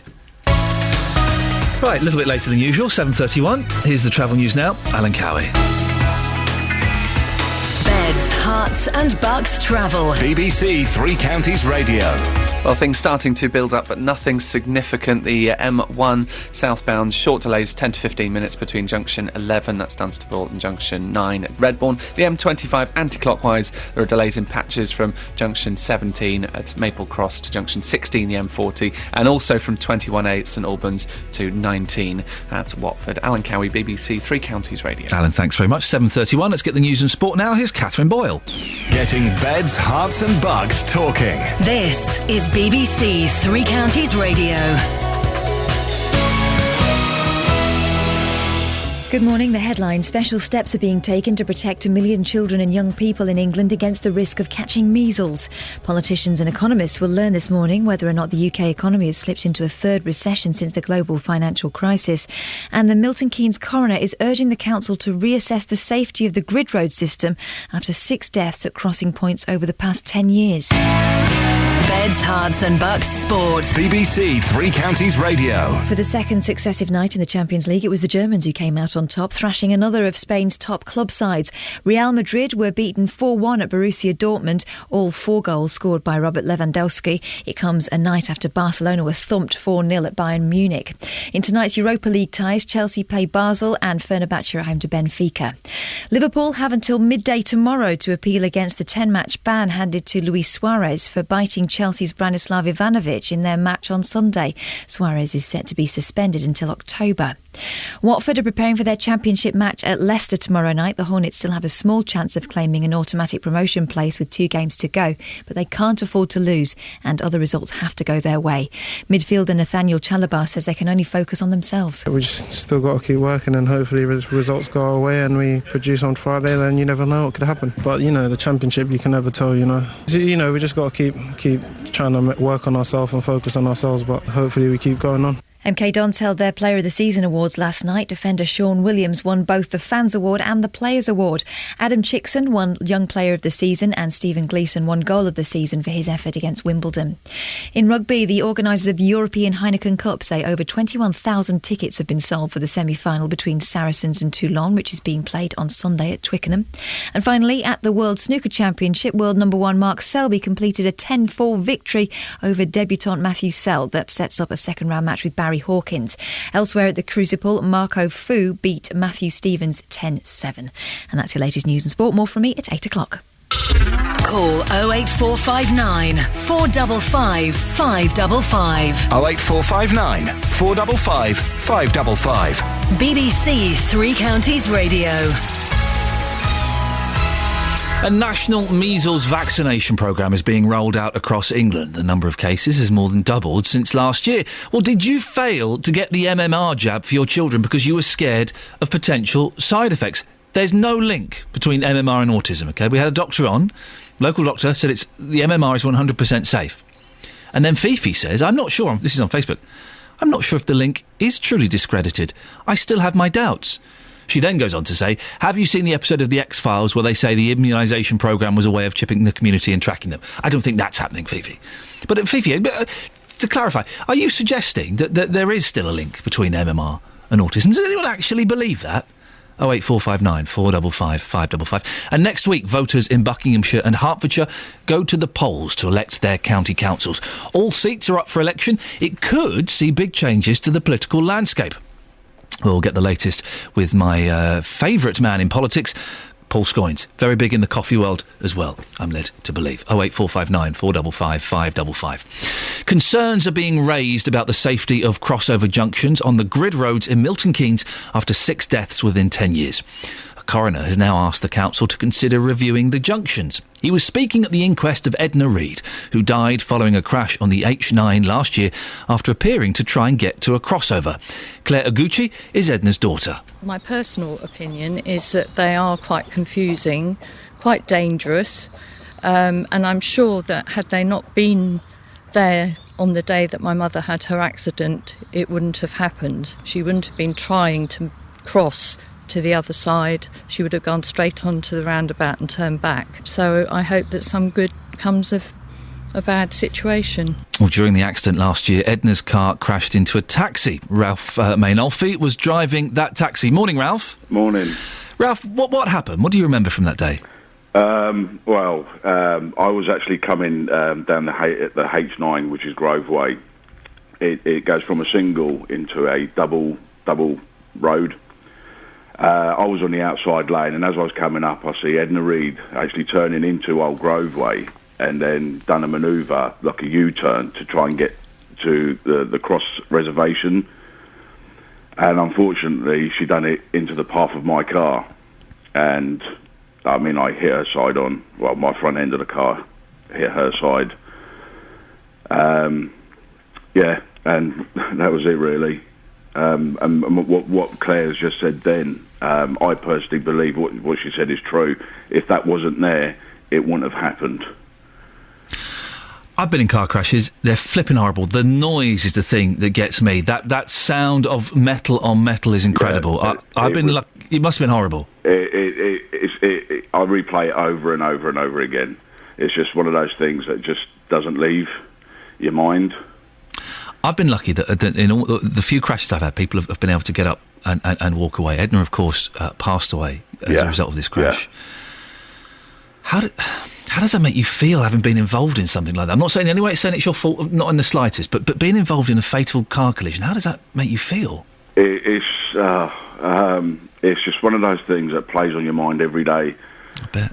Unfortunately, like you said, I mean, she lost her life. I mean, I was lucky to get away, with just, a bad back and neck. But it's a horrible thing that you have to carry with you, even though it wasn't my fault. My car struck her car, which ended her life. And no, I mean, I think about it every day. It just doesn't stop. Even when I'm driving on the roads, I'm very, very wary now of people at the crossroads or at side turnings. So it has made me more aware now than before. And how does it work? We just heard there from Claire, Edna's daughter. Did you speak to the family? I actually did speak to Claire, and it is a weight off my shoulders because, I mean, obviously she did say that she didn't blame me whatsoever. Yeah. And that must have been a relief. It was a big relief because, I mean, obviously, because I've not met her before, I mean, I didn't know how they felt or, did they blame me? So it was such a relief when she did say, please do not blame yourself. So that is a weight lifted off my shoulders, but I still have that guilt that it happened. Mm. I mean, I do, how can I put it? I replay it over and over again in my mind, thinking, what could have I done? What could have I done? But at the time, there was just nothing I can do. I mean, if I could have avoided her, obviously I would have done. But it's just something that I'm going to have to live with now. And, I mean, unfortunately, life goes on, and I've just got to get on with it the best I can now. Ralph, you're a taxi driver in Milton Keynes. Did it take you long to get back in the car? I mean, it's your job, so I guess you kind of had to get back in the car. To be fair, when I actually, I was off for about 3 weeks. When I actually did go and pick up the hire car, by the time I actually drove it home, I did say to my partner that I didn't want to drive anymore because I was an absolute nervous wreck. I really was. But because it's my job, I slowly, I had to get back behind that wheel. Mm. But if I had my way, I wouldn't have done. Let's talk about these junctions now. What kind of behaviour do you see on there? How do people use these junctions? I mean, to be fair, there are some that are more dangerous than others. I mean, if you're coming out of an estate and you need to go right, you have to cross one dual carriageway, go into the middle part, and then turn right onto the next dual carriageway. So not only have you got a fight with the traffic coming to your right, then also got a fight from the traffic coming from your left. But it's the speed of the cars as well, because these roads are built to sit between 60 and 70 miles an hour. And it's the speed of the cars as well that you have to judge. And I mean, I've done it, and I'm sure there's thousands of others that have actually taken risks just to try and get onto these roads. What can the council do to improve safety? Well, me personally, either make it so you can only turn left. So if you need to go right, you can only turn left, go to the next roundabout, and, come back up yourself, if you know what I mean. Mm. Or reduce the speed. I mean, it's the speed of the cars as well. I mean, that's what you got to put up with. I mean, not only have you got 2 lanes of traffic coming towards you, it's the actual speed of the cars as well. Ralph, I really appreciate your time this morning. Thanks very much for coming on. That's Ralph Mainolfi, who was involved in an accident last year that resulted in the death of Edna Reid.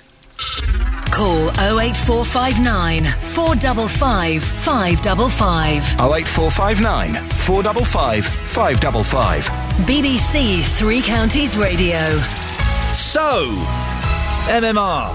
It's on the front page of a lot of the newspapers today. Measles alert for 1 million families. Did you avoid giving your children the MMR because you believed the reports that there were links between MMR and autism? Well, Sarah's in Long Crendon. Morning, Sarah. Hello there, Ian. Sarah, what happened with you and your kids? Did you give your kids the MMR? My children were given the MMR injections. Strangely, as a 45-year-old, I had the MMR injections when I was a child. Because my dad was he was in the British Army but based in the American Army, and America have had the MMR injection for years. Right. So yes, my boys had it. Were you not worried about the alleged connections between MMR and autism? No, not at all. As an ex-social worker, my thoughts were always that the correlation was made about the MMR and autism, predominantly, in my opinion, because the age that children start to show signs of autism is about the age that they're given the second dose of MMR. Before that, you wouldn't really notice it in tiny babies and in toddlers. And I think when it starts to become obvious to a parent that there's something wrong, that's kind of at the stage when they're given the MMR anyway.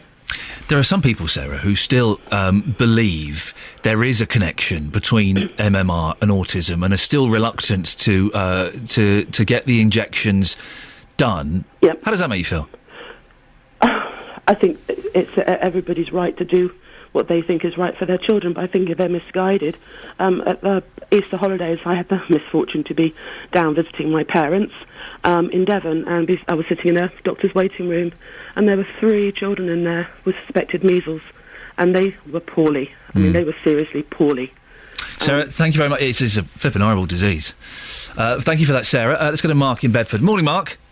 Morning. People who don't give their kids the MMR because they're concerned about the links with autism that don't exist. What do you think about them? Well, I personally think they're a little bit selfish. Not only are they putting their own children at risk, they're putting other people's children at risk as well. Children that have had the MMR jab and then develop leukemia lose their immunity to measles, mumps and rubella because of the treatment they have for the leukemia. Of course, then if there is an outbreak in the community of any of those diseases, those children are extremely vulnerable, and other children that have got autoimmune diseases. You're speaking as though you have personal experience of this. Well, only from the fact that I'm on the anti-Nolan bone marrow register, and I donated bone marrow to a leukemia sufferer a number of years ago, and I know that when they're in that situation and they've had the treatment to sort of kill their own bone marrow, they're extremely vulnerable to diseases. So, and children even more so. So, these people that haven't had the MMR, that's their choice for their children, but they have put other people's children at risk as well. Mark, can I ask a question of something I've always wanted to ask someone who's donated bone marrow? Does it hurt when you give it? Well, there's 2 ways that you can actually donate the bone marrow. You can just have some cells taken from your blood, or you can have the operation to take it from your actual bone marrow. I had the operation done, and other than having a bit of a sore back for a week, didn't hurt at all. Mark, thank you very much indeed. 08459 455 555. Right, 7:45. Let's get the travel news, shall we? Here's Alan. Beds, Herts and Bucks travel. BBC Three Counties Radio. Yeah, not a huge amount to report. We've just got short delays on the M1 southbound between junction 11, Dunstable, and junction 10 at Luton. And anti-clockwise, M25, there are delays in patches from junction 21, the M1, to 19, Watford, and then again from 17, Maple Cross, round to 16, the M40, so towards Heathrow. And the A1 southbound, short delays between Eton-Soken and the Black Cat roundabout at Roxton. Alan Cowie, BBC Three Counties Radio. Thank you very much, Alan. I'm laughing just because I've had the strangest sentence ever said in my ear. Kelly Betts is producing today. Kelly, just tell the listener what you just said to me then, please. Can you tweet Uri Geller? There we go, ladies and gentlemen. Can I tweet Uri Geller? Yes, I'll certainly have a go. If we're trying to get hold of Uri Geller, because I want him to fix a watch live on the air using his psychic powers. As I said before, Uri Geller is one of the world's biggest benders of spoons, and it really I've seen him fix a watch with his mind. He fixes watches with his mind. So if we want to get hold of Geller to get him on the show and fix a watch, I'm using my psychic powers to fix a watch and bend a spoon and stop Big Ben and get Uri Geller to phone me up. So we're trying to get hold of Uri Geller. That's the main headline this morning. Apart from that, 7:47, it's Thursday the 25th of April. These are your headlines on BBC Three Counties Radio. Special steps are being taken to protect 1 million children and young people in England against the risk of catching measles. Politicians and economists will learn this morning whether or not the UK economy has slipped into a third recession since the global financial crisis. The Milton Keynes coroner is urging the council to reassess the safety of the area's grid road system after 6 deaths at crossing points over the past 10 years. Coming up next week, voters in Buckinghamshire and Hertfordshire go to the polls to elect their county councils. All seats are up for election. Could see the big changes, huge changes to the political landscape. We'll get the latest with Paul Scoyne shortly, but now let's get the weather. Let's get the weather. There we go, with Elizabeth Razin. It's Hearts and Bucks weather. BBC Three Counties Radio. A very good morning to you today. Could be the warmest day of the year so far, but do make the most of it. Try and get out and enjoy the sunshine, because I don't think it's going to last into tomorrow. So lots of sunshine developing. It's been a bit misty to start the day.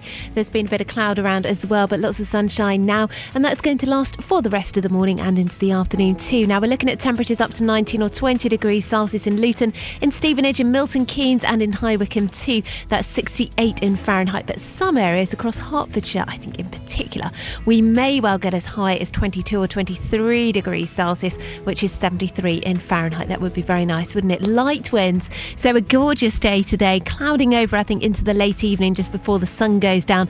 And then this cloud is going to thicken overnight. We'll see outbreaks of rain. It'll turn wet overnight. A system pushing in from the northwest. It's a cold front, so of course it doesn't spell exactly good news for tomorrow. The air is going to be much colder behind it, but it should be bright and dry as well for the most part, with the chance of 1 or 2 sharp showers going through the afternoon. But overnight tonight, turning wet then, lows of 6 or 7 degrees Celsius, sunshine and showers tomorrow, a northerly wind, feeling an awful lot cooler too, with highs of only 12 or 13 degrees. So we'll have lost a good 10 degrees Celsius over the next day or so. So turning much cooler, some frosty nights too, heading our way over the course of the weekend. That's the weather.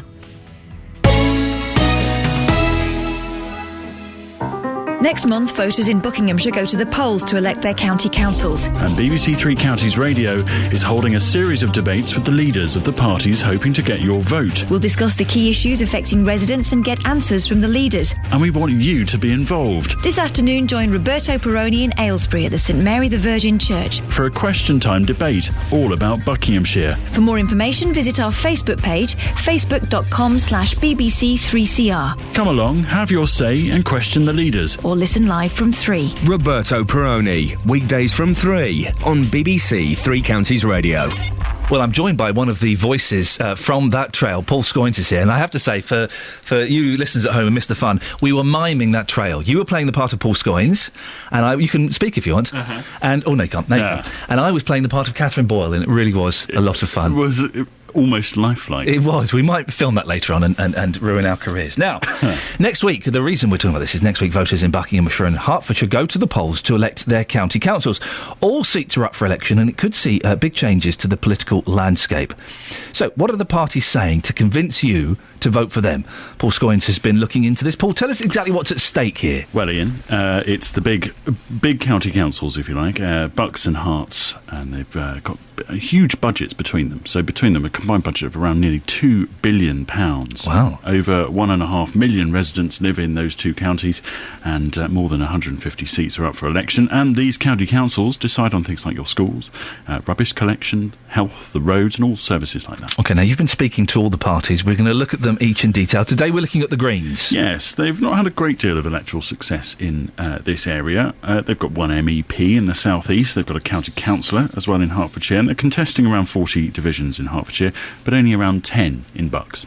You say they've not had much success. Is there a realistic chance that they could do well this time round? Well, possibly. I mean, let's not forget that the traditional party of a protest, if you like, which used to be, and I don't think it's unfair to say this because party members have admitted it to me themselves, the Liberal Democrats, are now in government. And even though this is a local election, people do still look at the national scene. And so, perhaps if people don't want to vote for what you might consider to be the other protest party, which is very much UKIP, and they've said to me themselves that that's what they see themselves as, then maybe people might consider voting for Green. What are the Green policies? Well, the local policies for these areas? Locally, I mean, as you would expect, they want to reduce waste. They also want in Buckinghamshire to perhaps get rid of the county council, which is also what the Lib Dems are proposing as well, and become unitary authorities. So instead of having one county council, we'll have 4 unitary authorities, like they do in Bedfordshire. Bedfordshire got rid of its county council a few years ago. They say that they would like to reopen the East-West Railway, which is under... That's being discussed, It isn't is being discussed, but there seems to be some stalling over that. They would like to see villages and towns that want 20-mile-hour speed limits to implement them. They want to oppose the environmentally damaging process of fracking in North Buckinghamshire. This is getting oil from shale rock, isn't it? That's right, yes. Now, I didn't realise that North Bucks had the capability of being fracked, but it would seem that the Greens say they do. They also obviously want to promote recycling and local food production. Now, I've been speaking, Iain, to the leader of the Green Party, Natalie Bennett, and she told me about their general policies. We understand that we need a new kind of economy and a new kind of society. What we need are decent jobs that people can build a life on, and we need to do that. We need strong local economies built around small businesses, cooperatives, local shops. We need to support our high streets. What we need to do is make sure that we grow more food locally in Britain. We need to bring manufacturing back to Britain, make more things in Britain. And so we really need to restructure our economy. And of course, what we also need to do is deal with our energy issues, which is big before the National Parliament at the moment. And that means not just renewable energy, constructing the wind farms, the solar energy that we need, but also dealing with energy conservation, particularly insulating people's homes, which creates jobs, cuts fuel poverty, and also cuts people's carbon emissions.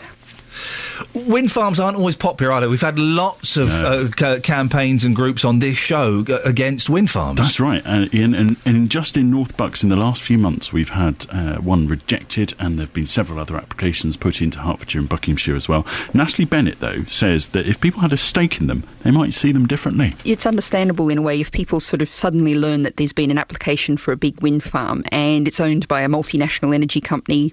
The profits are going to fly away in the wind and there won't be any real benefit to be seen to the village or town nearby. And we all know that the profits all too often fly off into the nearest tax haven and don't really see any benefits locally at all. So what we want to do is if you see, it actually looks like a different thing. If it's a community-owned thing and it's paying for a new roof on the village hall, some new facilities at the school, some new trips for the older residents of the village, then suddenly that wind farm really looks very different. We've talked a lot. To be honest, I'm not sure that would convince people. The anger, no disrespect, the anger and furore we've had surrounding wind farms. There's a lot of passion against them, isn't there, in some of these communities? And I appreciate what she's saying, but I would be surprised if one of the groups we'd spoken to would agree with her that having an investment in it yourselves makes it more attractive. Perhaps next time there's a wind farm application and we do a story on it, we should ask them, saying, well, the leader of the Green Party says if you get a bit of money back from it, maybe you could call it, I don't know, bribe, then people might feel different. To say for legalism, I'm sure they do not see that in any way. It's not a bribe. As a bribe whatsoever. I think it's a cracking idea, but I just don't know if it would change that many people's opinions. Anyway, we've talked a lot on this show about the dire need for housing in the area. What's she going to do about that? Well, yes, 10,000 homes were rejected in Aylesbury just a couple of weeks ago. That's going to the government inspector to decide, and I said to Natalie Bennett, well, we need a bit more housing. What do you think about that? And ask her thoughts on the Green Belt. Protecting the green belt is absolutely critical because we need that space for the lungs. It's places where people walk their dogs, get some fresh air, have some space, and we actually know that's really good for people's health. And it's also land that we very much need to be growing local food on, that we need to have.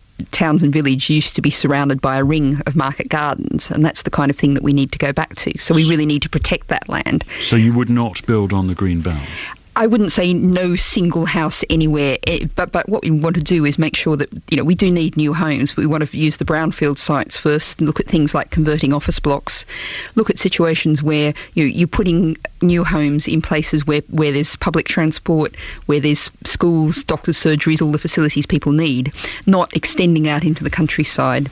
Thank you, Paul. Now, remember, there is a debate on the issues facing Bucks tonight on Drive. You can join Roberto with the main parties in Buckinghamshire with a special question time-style debate from St Mary's Church in the centre of Aylesbury. But Paul Scoins, you're going to be there. I'm going to be there. There was one last week, wasn't there? Yes. Very successful, saw lots of pictures, but bustling crowd asking lots of questions. Just quickly, explain how it works. Well, it's like question time. Hey. And David Dimbleby is played by Roberto Perroni, and the panellists sit either side of him, and people from the floor put questions to him. It's pretty simple, and you know, the panellists, what's good is that they don't know what's coming. Right, so it's not pre-planned, it's not pre-scripted or anything. I'm always slightly dubious of these things. Well, we get to see the questions, and so, you know, we will say, OK, that one next, but we don't tend to edit them, unless there's a, you know, editorial reason to do so. So people can come and have their say and speak freely? Yeah, I went round yesterday, around Aylesbury, handing out leaflets and pushing notes through people's doors, probably annoying lots of people, but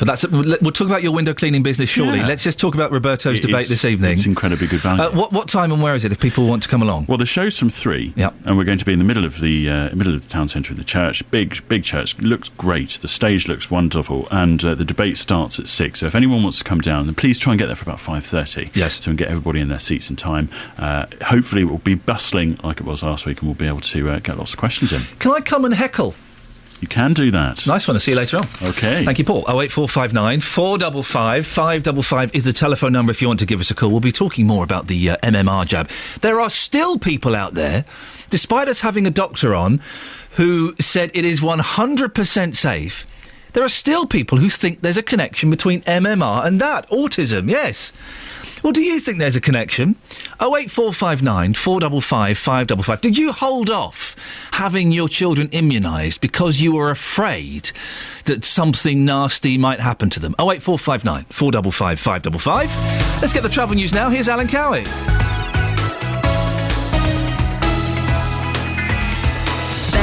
Herts and Bucks travel. BBC Three Counties Radio.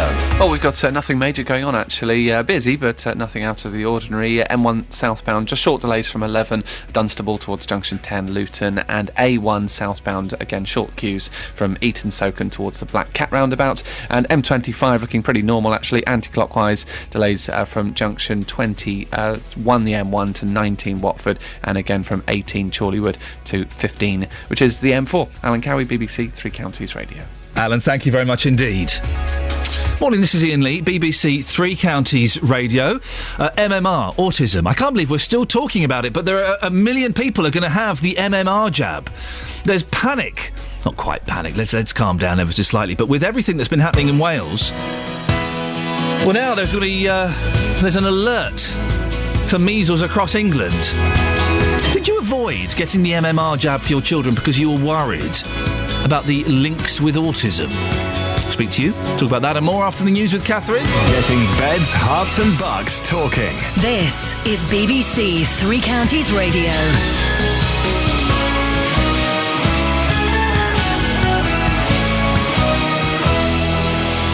Good morning, it's 8 o'clock. The headlines: measles outbreak sparks vaccination campaign, safety fears over grid road deaths, and Aylesbury boy set for vital surgery. BBC Three Counties Radio. A campaign's beginning in England to vaccinate 1 million children and teenagers who aren't protected against measles.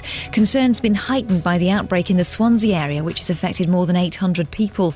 The Director of Immunisation at the Department of Health, Professor David Salisbury, says parents should be concerned. We have a group of people who chose not to vaccinate their children 10 or 15 years ago, who probably don't think much about vaccines at all these days for their children. And I really do appeal to them.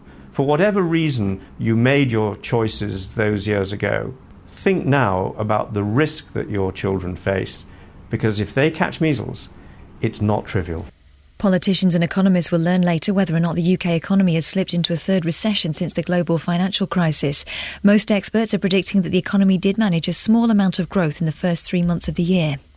A Milton Keynes coroner is urging the council to reassess the safety of the area's grid road system after 6 deaths at crossing points over the past 10 years.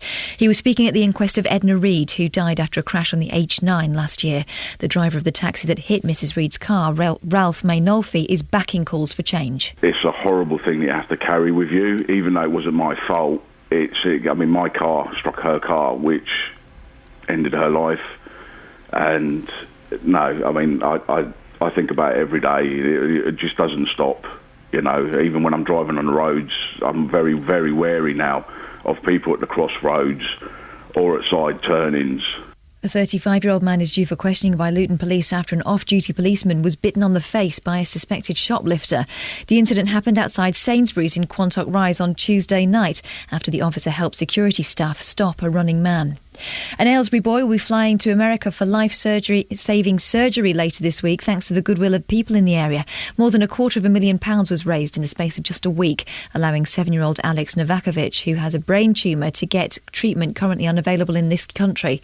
Family friend Dominic Smith says they've been overwhelmed by people's kindness. It's incredible. You know, people have signs on fences. Every shop you go to in Gensel Square, people are doing something. Everybody has done what they can. In sport, Liverpool managing director Iain says both his club and Luis Suarez are shocked and disappointed at the 10-game ban handed to the striker for biting Chelsea's Branislav Ivanovic. Suarez won't play again this season and will miss the first 6 games of next season. The weather, cloudy with sunny spells and a top temperature of 21 degrees Celsius, that's 70 Fahrenheit. There's more news and sport online at bbc.co.uk/3 counties. BBC 3 Counties Radio, first for news.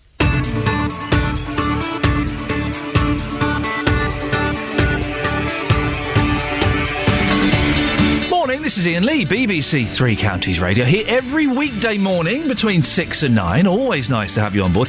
Oh, by the way, good news, exciting news. The end of next month, podcast coming of this show, weekly best of. Oh, I'll have some of that. 35-minute best of that you can download from the internet and carry around in your pocket on your telephone, your iPod or any of your other MP3 players. More news coming on that. But this morning, a national measles vaccination programme is being rolled out across England. Well, the number of cases has more than doubled since last year. Did you fail to get the MMR jab for your children because you were scared of potential side effects? There are people out there, some of them have been posting on Facebook, who still believe that there's a connection.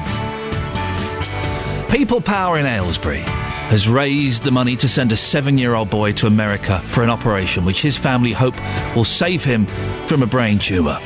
And I don't want to raise your hopes too highly, but we're trying to get Uri Geller live on the show this morning. If we don't get Uri Geller live on the show this morning, we'll get one of my team doing an Uri Geller voice. Don't worry, it's all going to happen. Lots of ways to get in touch. Facebook.com/BBC3CR. Go on there, having an argument. Feisty this morning. You can send me an email, ian.lee@bbc.co.uk. Or you can give me a call, 08459 455 555. BBC 3 Counties Radio. A national measles vaccination programme is being rolled out across England as figures reveal the number of cases has more than doubled since last year.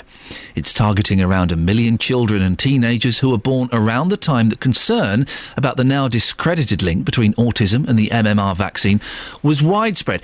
I say discredited, there's still a little bit of ambiguity on the Facebook page. Cheryl Ann says on Facebook, my son had MMR. Now he has Asperger's. Could have been the jab or could not have been. Well, it wasn't the jab, Cheryl Ann. And it's interesting that you've still got doubt. If you're listening to this and you have some doubt, maybe your child is autistic or has Asperger's, and you think, well, actually, do you know what? It did happen when he had the MMR. She did change after that injection. Could you give me a call? 08459 455 555. Well, we've sent our reporter Jessica Cooper out and about this morning. Jessica, you've been asking people about this, haven't you? Yes, I have, Ian. I've been talking to people about this catch-up campaign. That's what it's been called. It's going to be run through GPs, schools and community groups, really focusing on children aged 10 to 16 who haven't yet been vaccinated, and the idea is that they'll be offered the jab by September. And everybody that I've been speaking to in Milton Keynes this morning has said the same thing, really. Why would you take the risk? Of course you've got to have the injection. They can't really understand why people wouldn't have it, and this is what they've been saying. I think everybody should have it because of what's happened, obviously. All my children had it, we all had it, my grandchildren, everyone should. When your children were having it, were you concerned about them having it? No, never gave it a thought. And I think perhaps children are coming into this country, they should also be made aware of the problems if they don't have it. I think that's a big problem as well. Well, I think everyone should get it. Be safe. I had it when I was a child. Yeah. Do you think that was the right thing to have done? Definitely the right thing. Definitely. Do you understand people's concerns about whether it's safe and? Yeah, someone was saying that about autism or something. Yeah, but I'd take the risk. I think it's a very good idea. Well, it will stop the epidemic that's happening in Wales at the moment, rolling out across the country. Do you understand people's concerns about the safety of the injection? Yeah, but my children had it. I was not worried about that, so I think it's a good thing. And when they were having it, what went through your mind in terms of the decision making? It's better to have the injection rather than the disease. I think it's a very necessary thing, and it should be rolled out now, I think, all over the country. Do you understand that some people are in a predicament of, do I want to put my child at risk? They don't trust the safety of the injection. Well, I think that has now been more or less discounted. Well, there we go. That was Jess out speaking to people a little bit earlier on. Dr Mike Lilly is the Health Protection Agency's communicable disease consultant for Bedfordshire and Hertfordshire. Good morning, Doctor. Good morning. Very, very catchy little title that you've got there. Measles, how contagious is it and how dangerous can it be?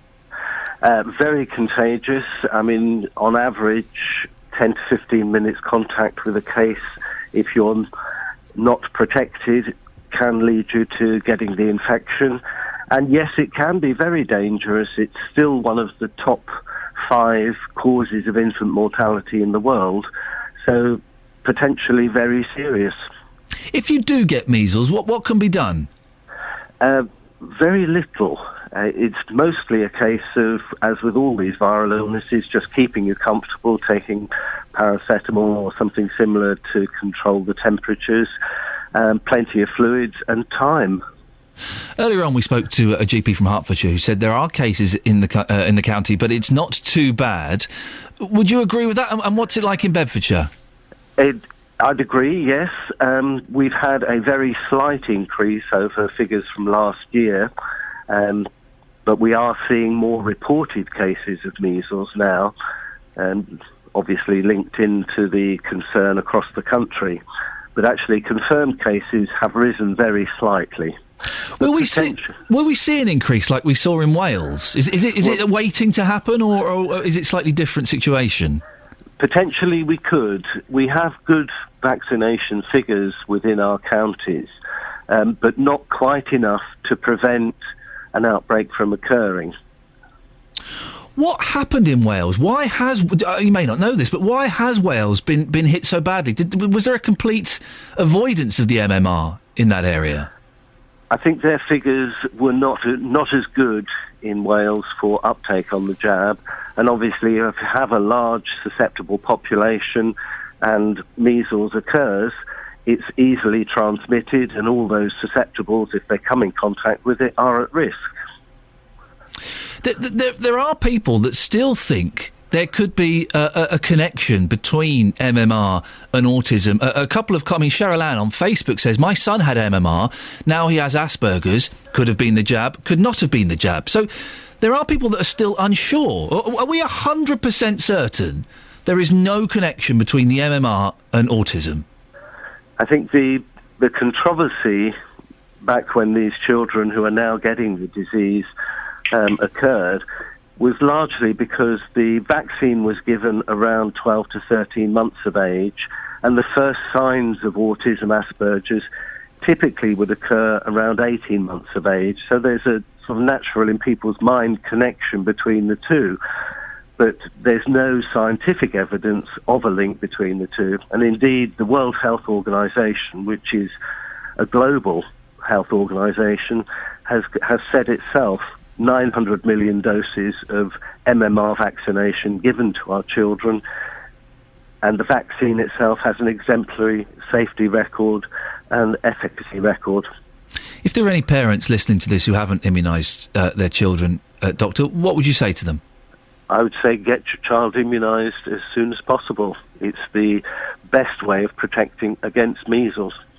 Dr Mike Lilly from the Health Protection Agency, thank you very much indeed. 08459 455 555. We had a caller earlier on who said if you haven't had your kids vaccinated with the MMR, you're a bad parent.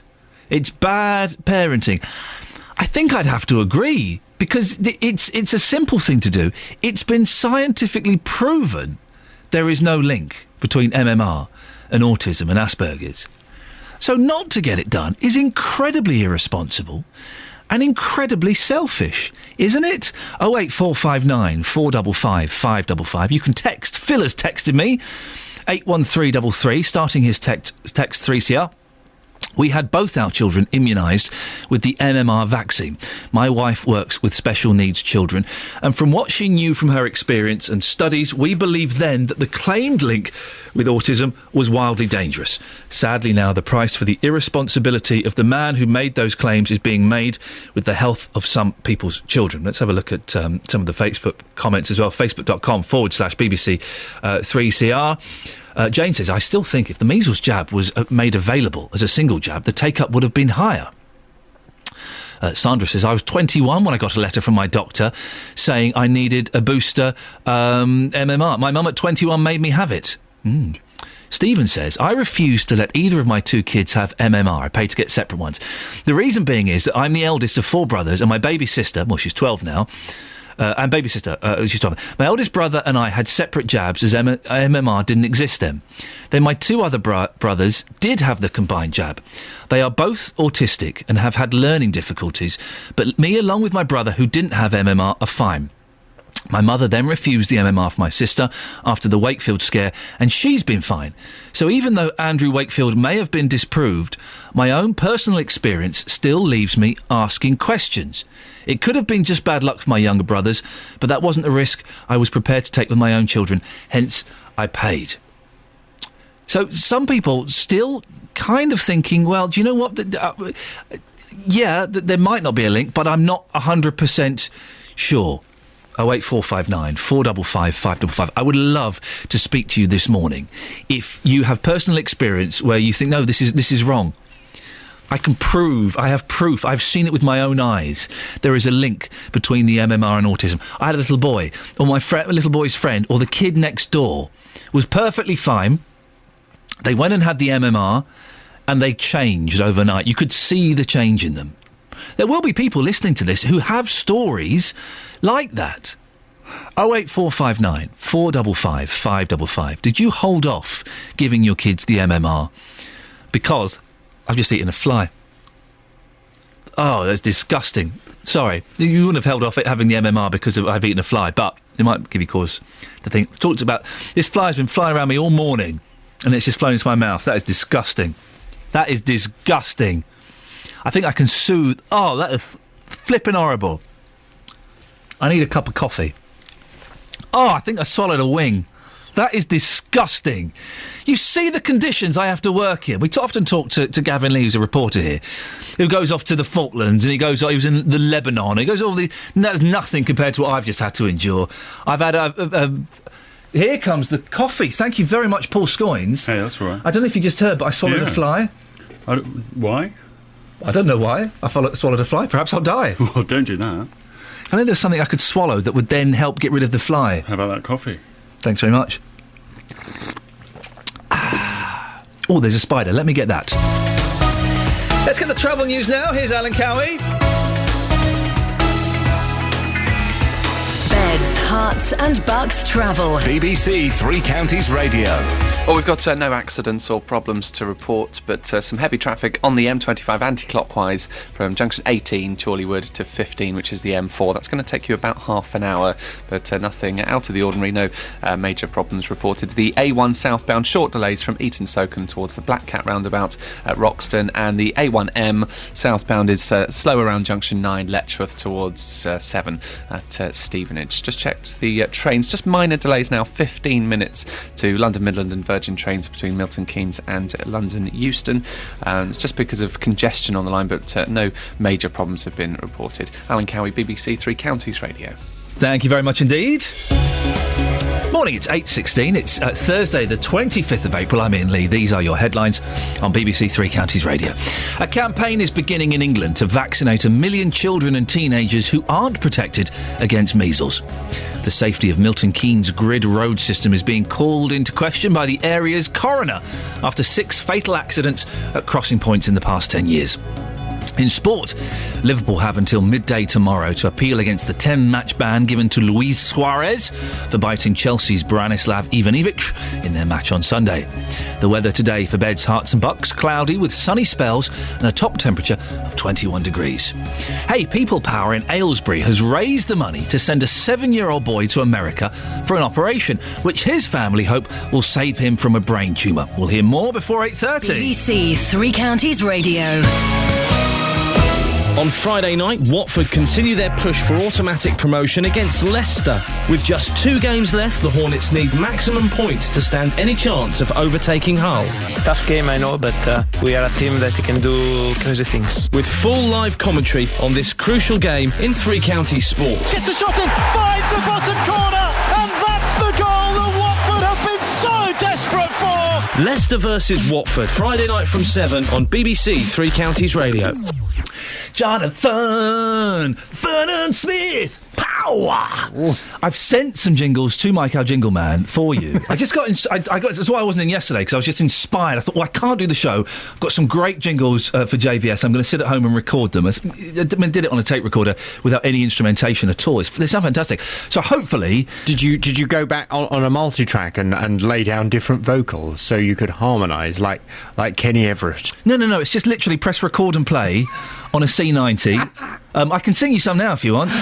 Well, why not? Let's... If you got a problem with a broken down fridge, if you got a problem with a cream that gives you an itch, he can help. It's Jonathan Vernon Smith on Three Counties Radio. He can help. Very good. That's just one of them. I did literally 72 of those bad boys. You should move to Dallas with that kind of talent. I'm tempted. I'm really tempted. Really tempted. Ooh. I've just had a Paul Scoins coffee. I don't know if you've ever had this. It's like getting a crack pipe and inhaling. Yeah, I've never tried a crack pipe. Well, I don't intend to. Well, come and see me after the show. We'll discuss. Upstairs, it smells like Costa.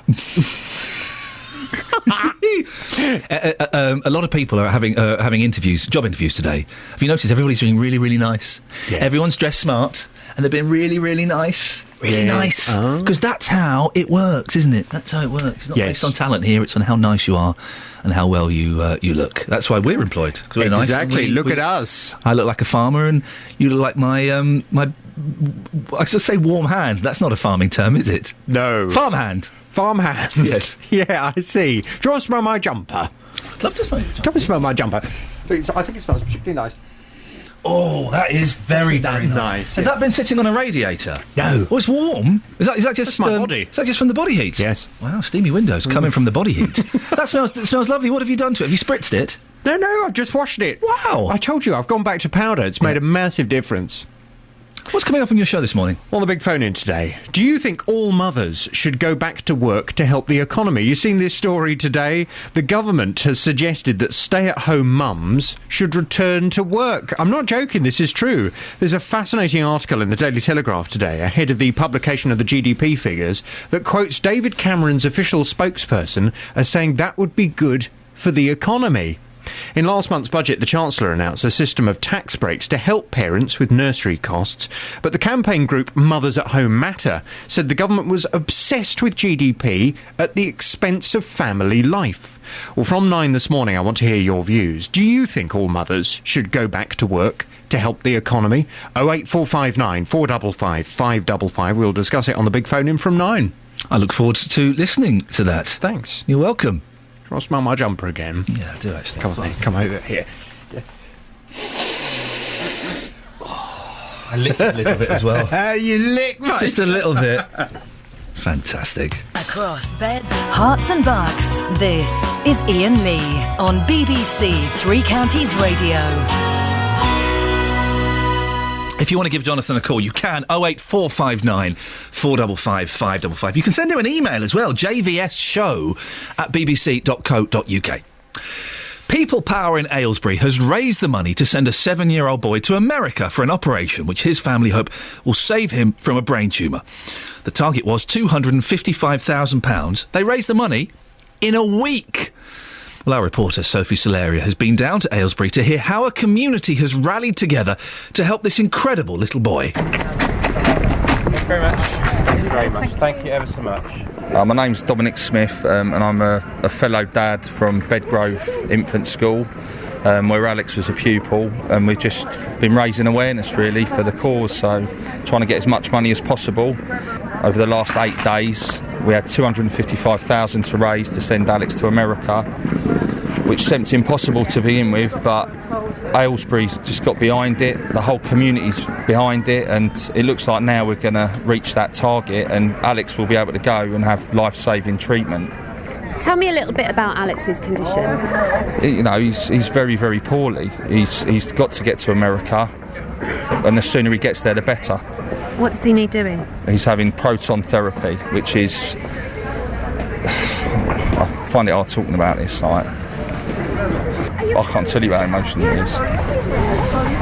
It's incredible. What's your name? I'm Kevin Stenson. So, Kevin, you're one of the people that are collecting with buckets. Can you just tell me about how much money you've collected in the last half an hour? We've been here and just looking at it, we're probably up to 150 probably in there, I should think, by the time it's all counted out. Oh my goodness, so we've got piles of £10 notes, we've got £2 coins. That's not your average collection, is it? It's just amazingly touching. It's humbling. I'm with Lara. Lara, you work here at Hartwell's, and you made the decision to change the window display from being the houses that you're selling to being posters for the charity. Yeah, I thought it was the least we could do, and obviously it's in Buckingham Street, so it's the town centre, so it gets everyone's attention. Might just remind people to donate. People that's not heard about it will see it, stop and question. I can't even describe what's going on in Aylesbury at the moment.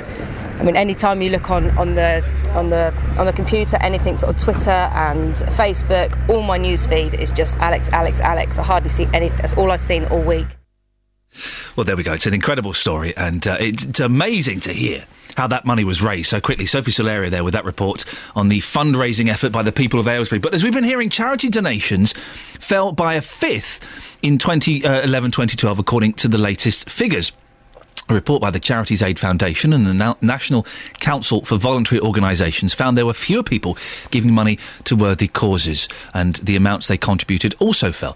Well, we'll hear from a lawyer about the changing emphasis on fundraising through social media shortly. But before that, Linda Sanders is the manager of Tramps Hairdressers in Aylesbury, who held a quiz night to raise money for Alex's fund. She joins me now. Good morning, Linda. Good morning. Linda, why did you decide to jump on board and help raise this money? Well, we've been fundraising for a few years, and this year we decided not to do any as it's been so hard. But Friday morning my daughter called me and told me about this urgent need.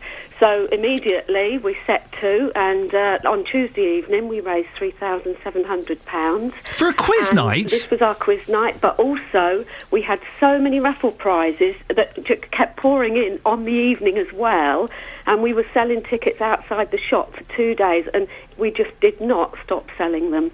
People were amazing. Yeah, well, it is amazing. Why do you think the community pulled together so much? I think local charity, especially for one particular urgent need, I think hits everybody. We've done charity before, and it's been harder outside of the town. Great Ormond Street, we did well, but I think for something like this, well, it's just been wonderful. People, have just been so... just amazing. It's hard to explain. Do you think this is the kind of the change in times that perhaps smaller local charities do better than these big national or international corporation charities? Certainly on this occasion, because it's the first time we've had anything like this.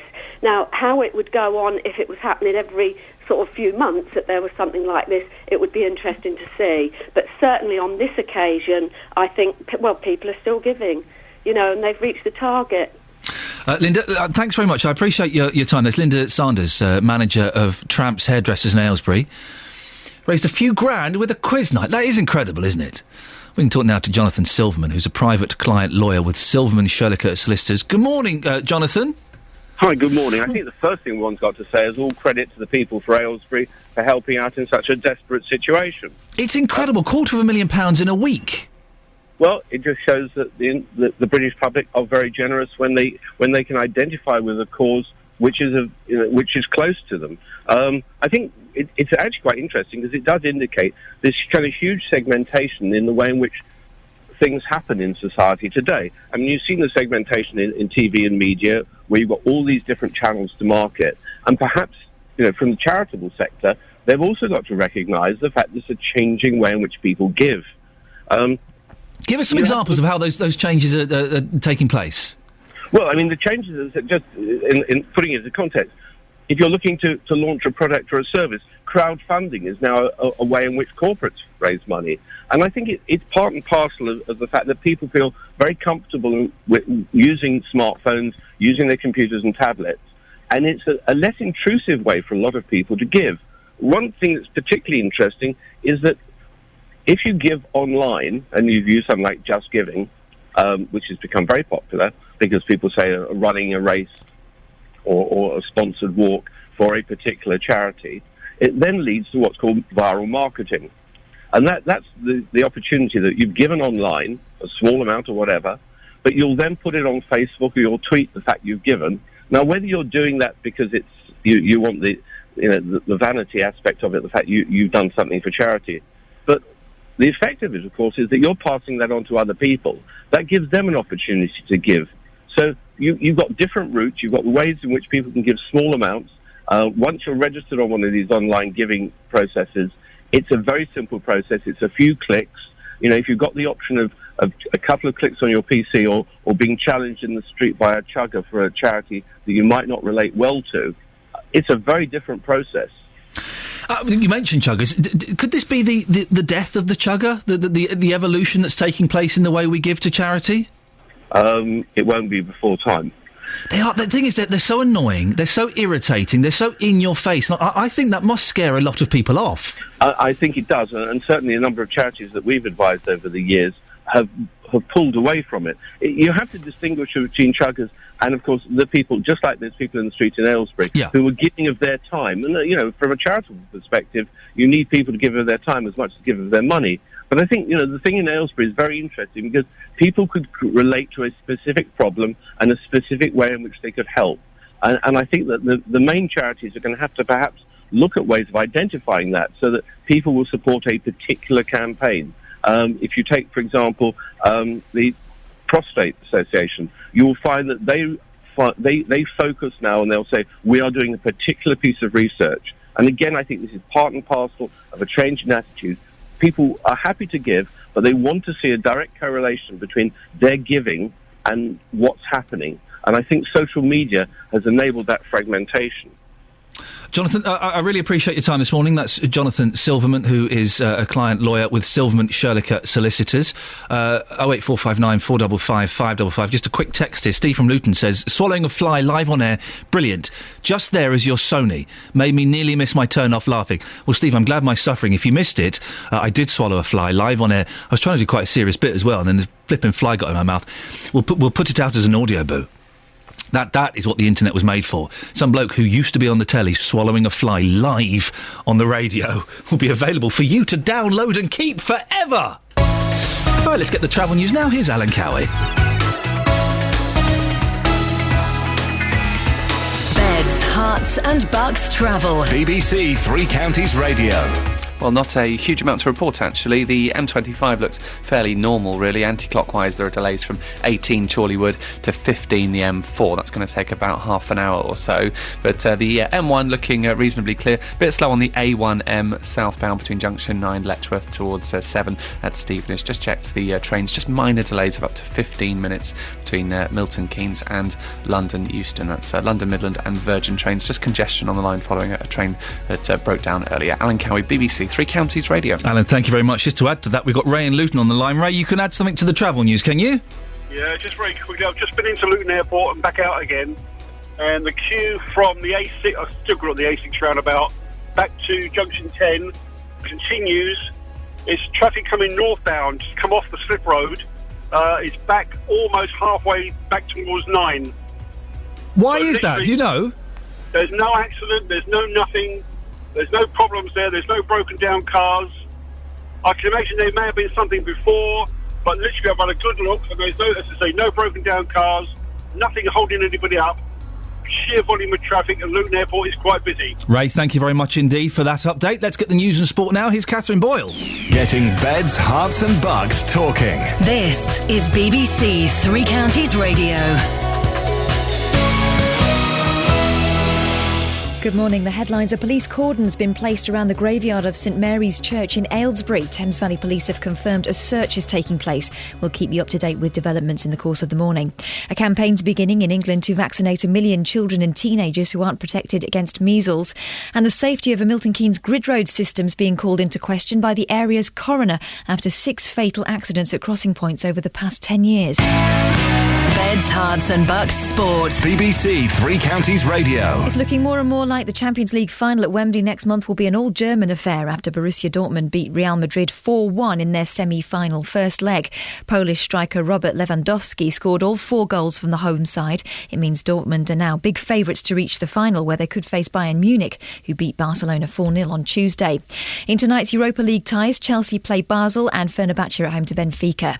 Luis Suarez will not play again this season and will miss out the first 6 games of next season after the Liverpool striker was banned for 10 matches for biting Chelsea's Branislav Ivanovic.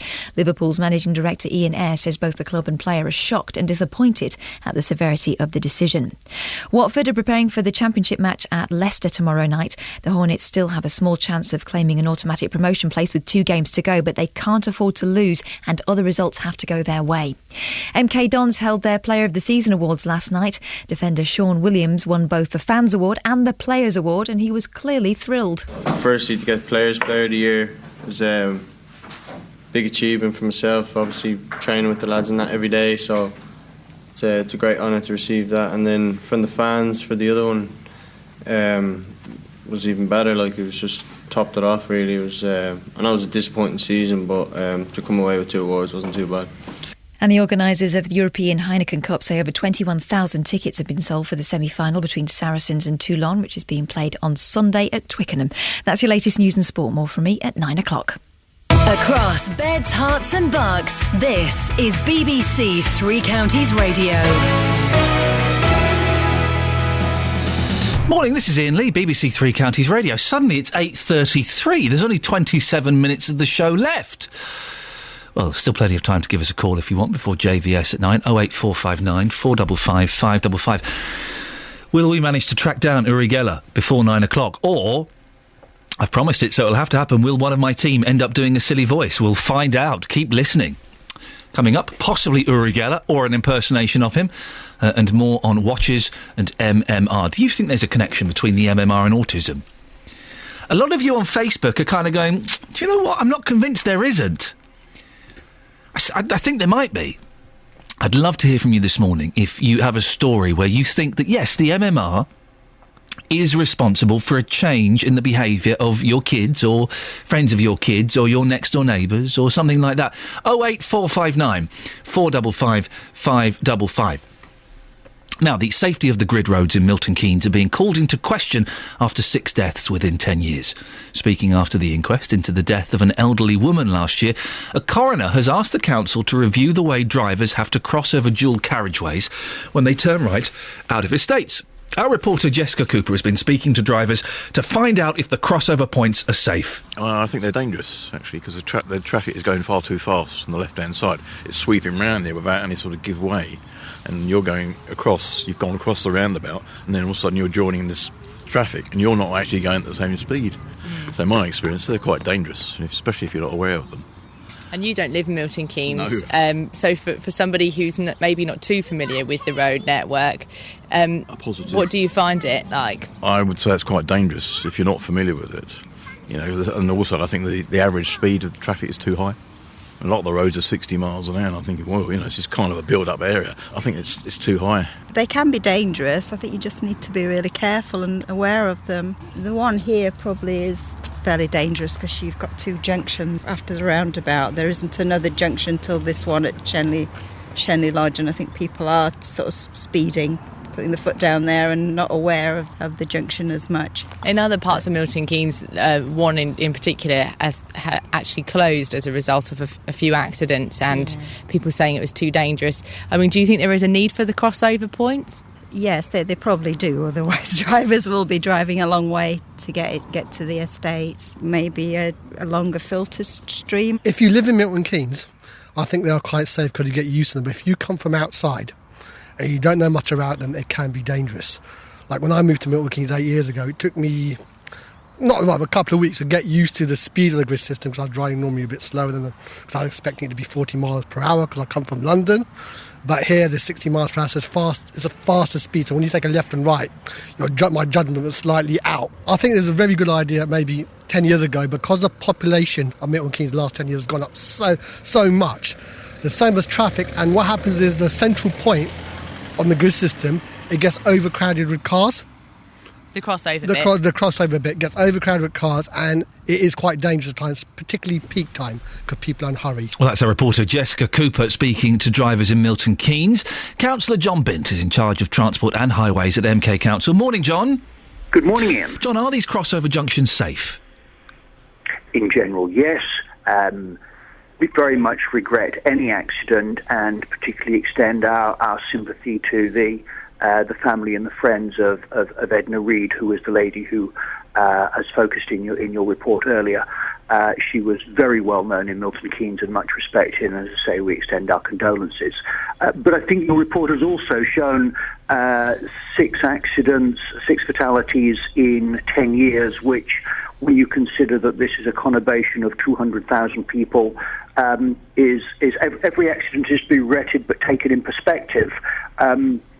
We don't think is a huge number. Why do you think the coroner then has asked the council to review these crossings? Because that's the role of the coroner. We respect the coroner's role hugely, and we will be looking very seriously into whatever his question is when we get it, and if there is more we need to do in terms of the way we already review road safety, then we will, of course, respond to the coroner. I think it needs to be added that there is already a programme of review of all of our junctions on a periodic basis. There is also a review process if there have been a cumulative number of accidents. I think it's something like kind of over half a dozen years at any one location. So if you get a cumulative number of accidents, then that triggers a further review, and obviously there is a review if there's a fatality at any location. So all these things happen already, and we take according action, which has included some modifications to some junctions on occasions. But if there's even more we can do to review it, then of course we will. One local driver has told us this morning that there's now too much traffic on the road for the crossovers to work properly. That when they were first installed, it was a smaller community and they worked fine, and now there's just too much traffic. The specific point that raises is when the number of queue of cars waiting in the central reservation to turn right gets longer than the available space. That's one of the things we look at. If there are specific locations where residents believe there is a problem, do draw those to our attention. We have looked at a number, we've made some modifications, and as I say, if there's more, then we will. But I think the general point is that Milton Keynes is growing, is continuing to grow. It's a fabulous place to live because it enables people to get around and get to their jobs and get their kids to the schools they want to. That's why it's growing, because it's a great place and in general a safe place to live, and people want to come and live here and work here and take their kids to school, go to our amenities around the city and around the borough. Can the roads cope with the growth? We've got to find a way of making things cope with the growth. I hope very much that some people will be encouraged to cycle a little more on some journeys, to walk to local destinations. So there are too many cars? No, I didn't say there's too many cars. I said what we've got is we've got a system where Milton Keynes is hugely popular, and that brings some stresses. We're going to have to invest in more roadway capacity, and we've got a plan to do that. We're going to keep it safe, and we're doing that. We're encouraging people to use some other choice of vehicle for some other journeys. We're doing that as well, but it's still a great and generally a safe place to live. and we will, of course, respond positively to whatever the coroner's recommendation is. John Bint, thank you very much indeed. Across beds, hearts and bucks, this is Iain Lee on BBC Three Counties Radio. 08459 455 555 is the telephone number if you want to give us a call. We're talking about the MMR, vaccinations and the alleged link between the MMR and autism. Elizabeth is in Baldock. Good morning, Elizabeth. Hello there, morning. How's the fly? The fly, the fly is being digested as we speak. Okay. Horrible thing and in my mouth. You were vegetarian. I know, exactly. I've crossed a line. Oh, it tasted nice, though. Now, Elizabeth, we had a caller earlier on who said if parents don't get their kids vaccinated, they are selfish and irresponsible. What do you make of that? Well, I can only speak from experience. Let me say that I am ancient and I have had measles. I wouldn't wish it on anyone. That's number one. I have had 2 children. Now, with my son, he was okay. Had a temperature after the vaccination, but nothing horrific, okay? And that was when it was done singularly. And on the booster, he didn't have a problem at all. He just reacted on the first one. Now, when it came to our daughter, she had a horrific reaction. I called the doctor. Go away, it's not our vaccine. I said, whether it is or not, I need some help. What reaction did she have, Elizabeth? A kind of almost instant, off-the-scale temperature. Yeah. Took her to hospital, and they were just interested in saying it's not our vaccine. I got help from a friend of mine to bring her temperature down, who's a vet. What happens is, look, if something goes wrong, what parents object to is the medical profession leg it. They leave you to it. You can spend 5, 8, 10 years trying to get help. That is what is wrong. You know, you've got to say, look, if a child does react badly, we are there for you. They don't. They run. There is always a chance of a physical reaction, a short-term reaction, because you are injecting a child with an illness, you know, and my boys have had their injections and a week later they get sweaty and they don't sleep very well and they get a bit red and then it passes. Did your daughter's condition pass quite quickly? No. And it was virtually instant. When she went for her booster, I said, look, she had a reaction. And the lady was very good. She said, I'm only going to give her a minute amount. Ring me immediately if she reacts. And she did. And they couldn't finish it. But what I objected to was just being abandoned. I mean, if you want parents to risk their beautiful child, you stand by them. You don't... they just all ran... That's the only way I can put it to you. You say this was a while ago. Oh gosh, yes, she's 33. Oh blimey! Well, there you go. You know, I don't think attitudes have changed. Sadly. Really, you think that the doctors, the nurses, they still kind of they do it and then it's up to you? Government, let's say the government. I just don't think that they're willing to put their money where their mouth is. What do you think about the claims that were made 20 years ago or so that there was a connection between the MMR and autism? You know that's been dispelled, don't you? Oh yes. Okay. I'm not saying that. I'm saying that I believe yes, it is a calculated risk, and if you happen to come unstuck, people have done their best. They've done what they think they should do. Please don't leave them to it. Elizabeth, thank you very much indeed. 08459 455 555. I mean, there is always going to be a slight reaction when because you're injecting your kid with a disease. You're putting disease in your child. That's what it is. That's what a vaccine is. And it's horrible. And our boys all got almost a week to the day. Red flushes, hot, sweaty, couldn't sleep, lethargic, horrible. But Elizabeth there says her daughter had a slightly stronger reaction and was ignored by the medical profession. 08459 455 555. Right, 8:45, travel news now, Alan Cowley. Beds, hearts and bucks travel. BBC Three Counties Radio. Well, very busy heading into Luton Airport. The M1 northbound from Junction 10, the spur road towards the Kidneywood roundabout. Just very slow. No accidents or problems have been reported. Just some patchy delays on the M1. Nothing to worry about too much. The A1 southbound, just short delays from Eton Soken to the Black Cat roundabout. And the A1M heavy southbound from Letchworth to Stevenage. That's junctions 9 to 7. As for the M25 anti-clockwise, it's taking about half an hour from junction 18 Chorleywood to junction 15, which is the M4. On the trains, we've got a good service now from Milton Keynes into London Euston. Both London Midland and Virgin reporting a good service. Alan Cowie, BBC Three Counties Radio. Alan, thank you very much indeed. I'm reading more and more comments on the Facebook page about these vaccinations, and some of you still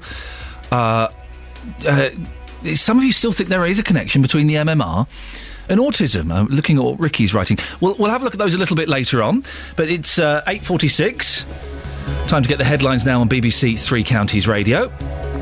A police cordon has been placed around the graveyard of St Mary's Church in Aylesbury.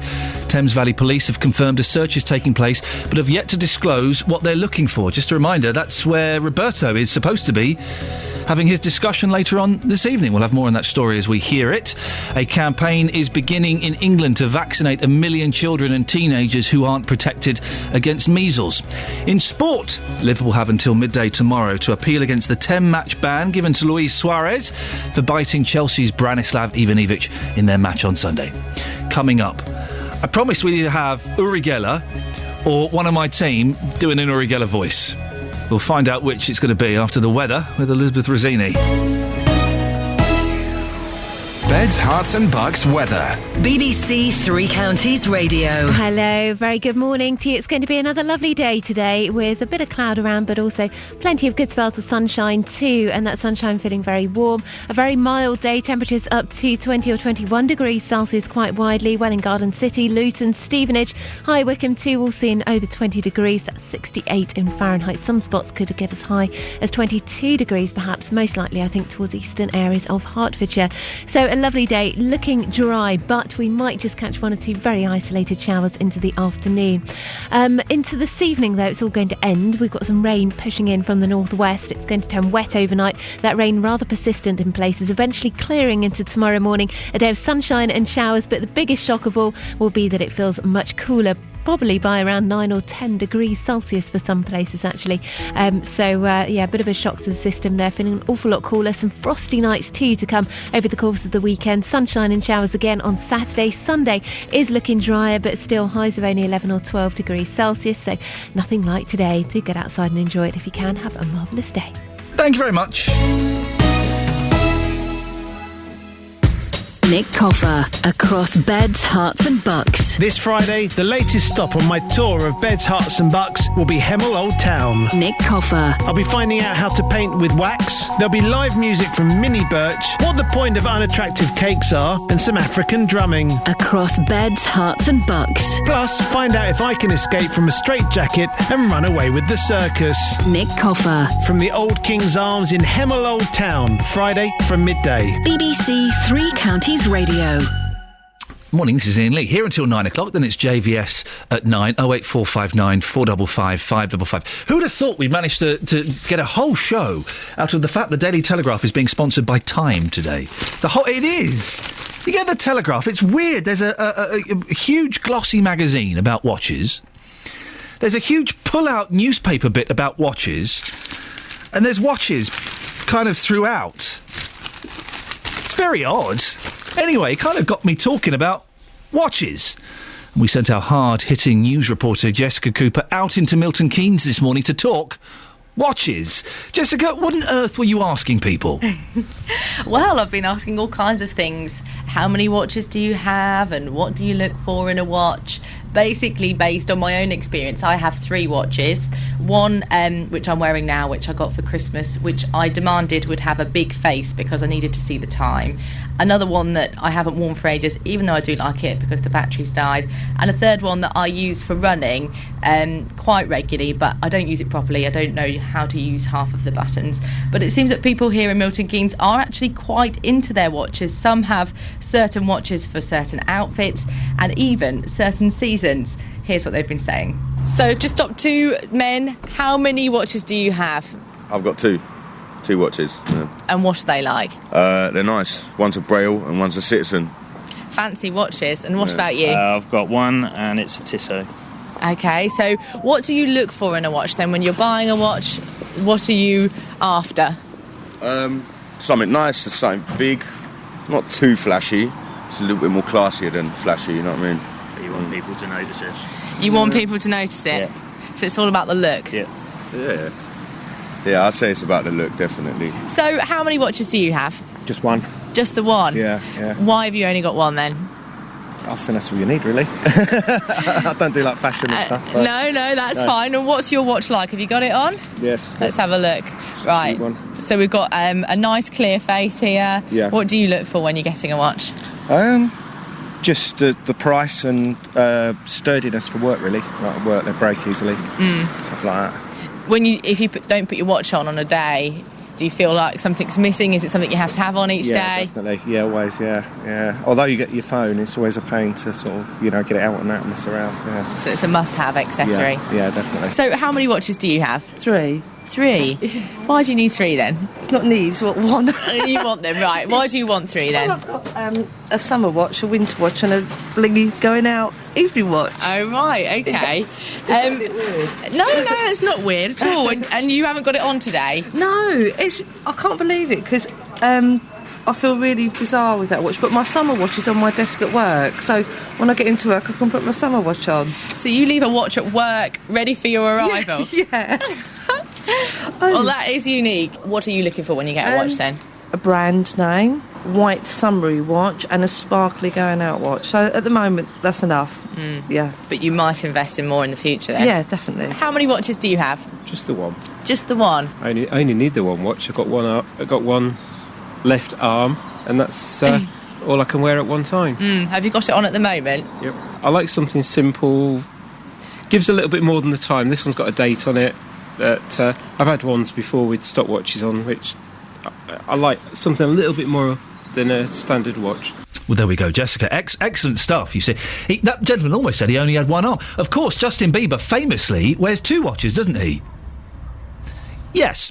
Now, I think she may have gone off for a cup of tea, and well deserved. Either that or she's weeping because of what we sent her out to do this morning. She's a proper journalist and everything. Now, I wanted to get Uri Geller on this morning because he can bend watches with his mind, and if I couldn't get Uri, well, then one of my team was going to have to do an impersonation. Let's find out who we've got. Is that the real Uri Geller on the line? Hey, Lee, good morning. Yes, it is. Uri, it's Ian, of course, but it's lovely to speak to you. How are you, brother? You well? I'm fantastic. Thank you very, very much for calling me.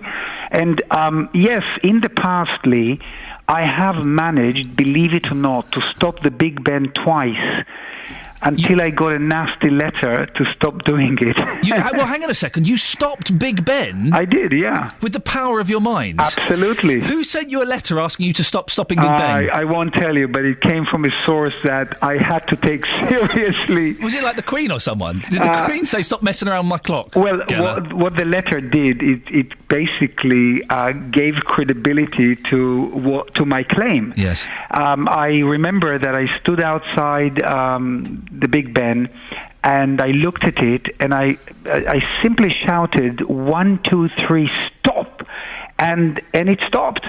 Now, of course, it's so hard to believe, but you see, because I'm a great believer, Lee, in the energies of the mind. You know, everything is made from energy, and that has been proven by no other than Albert Einstein in 1924. The phone that I'm holding in my hand, if you bang the wall next to you, it feels solid, but it's really not. It's energy. And when one thinks, you have a very powerful surge of energy being emitted out of your mind. Now, if you know how to utilize that or practice or exercise it, you can do amazing things with the power of your mind. Give me an exercise I could practice, because I love all this stuff. Give me an exercise I can do. I can tell you right now that we are going to do an experiment with your listeners, and they will freak out. So here we go. Hey, okay, here we go. Everybody listening to Lee, what's the name of the program? Well, Uri, it's Iain Lee, and it's just the Iain Lee Show. So it is Iain? Yes. Okay, Iain, I don't know when you sign off, because it's about 5 to 9 now, but everybody at home, listen to me carefully. Here we go. If you have a broken watch or a broken clock, broken timepiece, anything broken in your home, bring it right now to the radio set. We'll give you about a minute and a half to do it. Go and get it. And go and get all your broken watches. Now, you and I, Iain, let's chat for about a minute and a half. And when your listeners will come back, I will run a 1-minute exercise with them, which will blow your mind, because you're going to have dozens and dozens of people calling you up, telling you that their broken watches came alive and started ticking. Well, Uri, we've got 2 minutes left, and what I'm going to do is I'm going to ask the callers, if this does work, send me an email, ian.lee@bbc.co.uk, and we will follow this up on tomorrow's show and discuss this. Now, Uri, everyone's got their watches and clocks now, right? Okay, this is the exercise. Give me 30 seconds. Away you go. I want you all at home to wind the watches up. If you're driving in a car and you have something, a broken component, focus on it. Wind your broken watches up, hold them in your hands, and together with me, I know this sounds, it sounds ridiculous, but you do it with me. When I shout 1, 2, 3, you all shout the word work. Are you ready? Work. We're shouting work. Okay. Yes. 1, 2, 3, work. I didn't hear you shout it. Come on. I didn't shout it. Let's go. Let's go. 1, 2, 3. Work. And one more time. 1, 2, 3. Work. Now, everyone at home, look at the watches. Open your hands. Do you see if you have a second hand? Is it moving? If you don't have a second hand, lift the watch or the clock to your ears. Is it ticking? If it is working now, please make sure that Iain knows everything that happened to you by email. If nothing happened to you, don't be disappointed, because it doesn't happen all the time. It doesn't happen to everyone. Uri Geller, I love you. I think you're fantastic. What's your website so people can have a look at what you're doing? It's urigeller.com, and I think you'll be amazed. Uri Geller, always a pleasure. Always a pleasure. What a wonderful gentleman he is. Well, listen, we are out of time. If that worked, can you let me know? Ian.lee@bbc.co.uk. And we'll talk about this tomorrow morning as well. Did Uri Geller fix your broken clocks, your broken watches? Now, I have interviewed him before, and strange things happen when that man has been... I've been on TV with him. Strange things have happened, and people would phone up the next day and say, whoa, hang on a second. When you had Geller on, my TV stopped working. Or something happened. So if anything happened when Mr. Geller was on just then... Ian.lee@bbc.co.uk. Stop! Iain.lee, it's just reminding you what happened. Iain.lee@bbc.co.uk. IAIN.LEE@bbc.co.uk. Listen, I have seen that man bend a spoon. He bent a spoon in front of my eyes. He just held it, and he waggled it, and it bent! It was the most amazing thing in the world. Some people may call him a charlatan. I think the man's a genius. A genius! Right, here's the travel news now. Beds, hearts and bucks travel. BBC Three Counties Radio. Well, very busy heading into Luton Airport, the Spur Road heavy coming from the M1 Junction 10 to the Kidney Wood roundabout, but no reports of any accidents or problems, just heavy. The M25 anti-clockwise, it's taking about half an hour from Junction 18 Chorleywood to Junction 15, which is the M4. And A1 southbound, just short delays from Eton Soken towards the Black Cat roundabout. Just check the trains, we've got a good service on all lines. Alan Cowie, BBC Three Counties Radio. Alan, thank you very much indeed.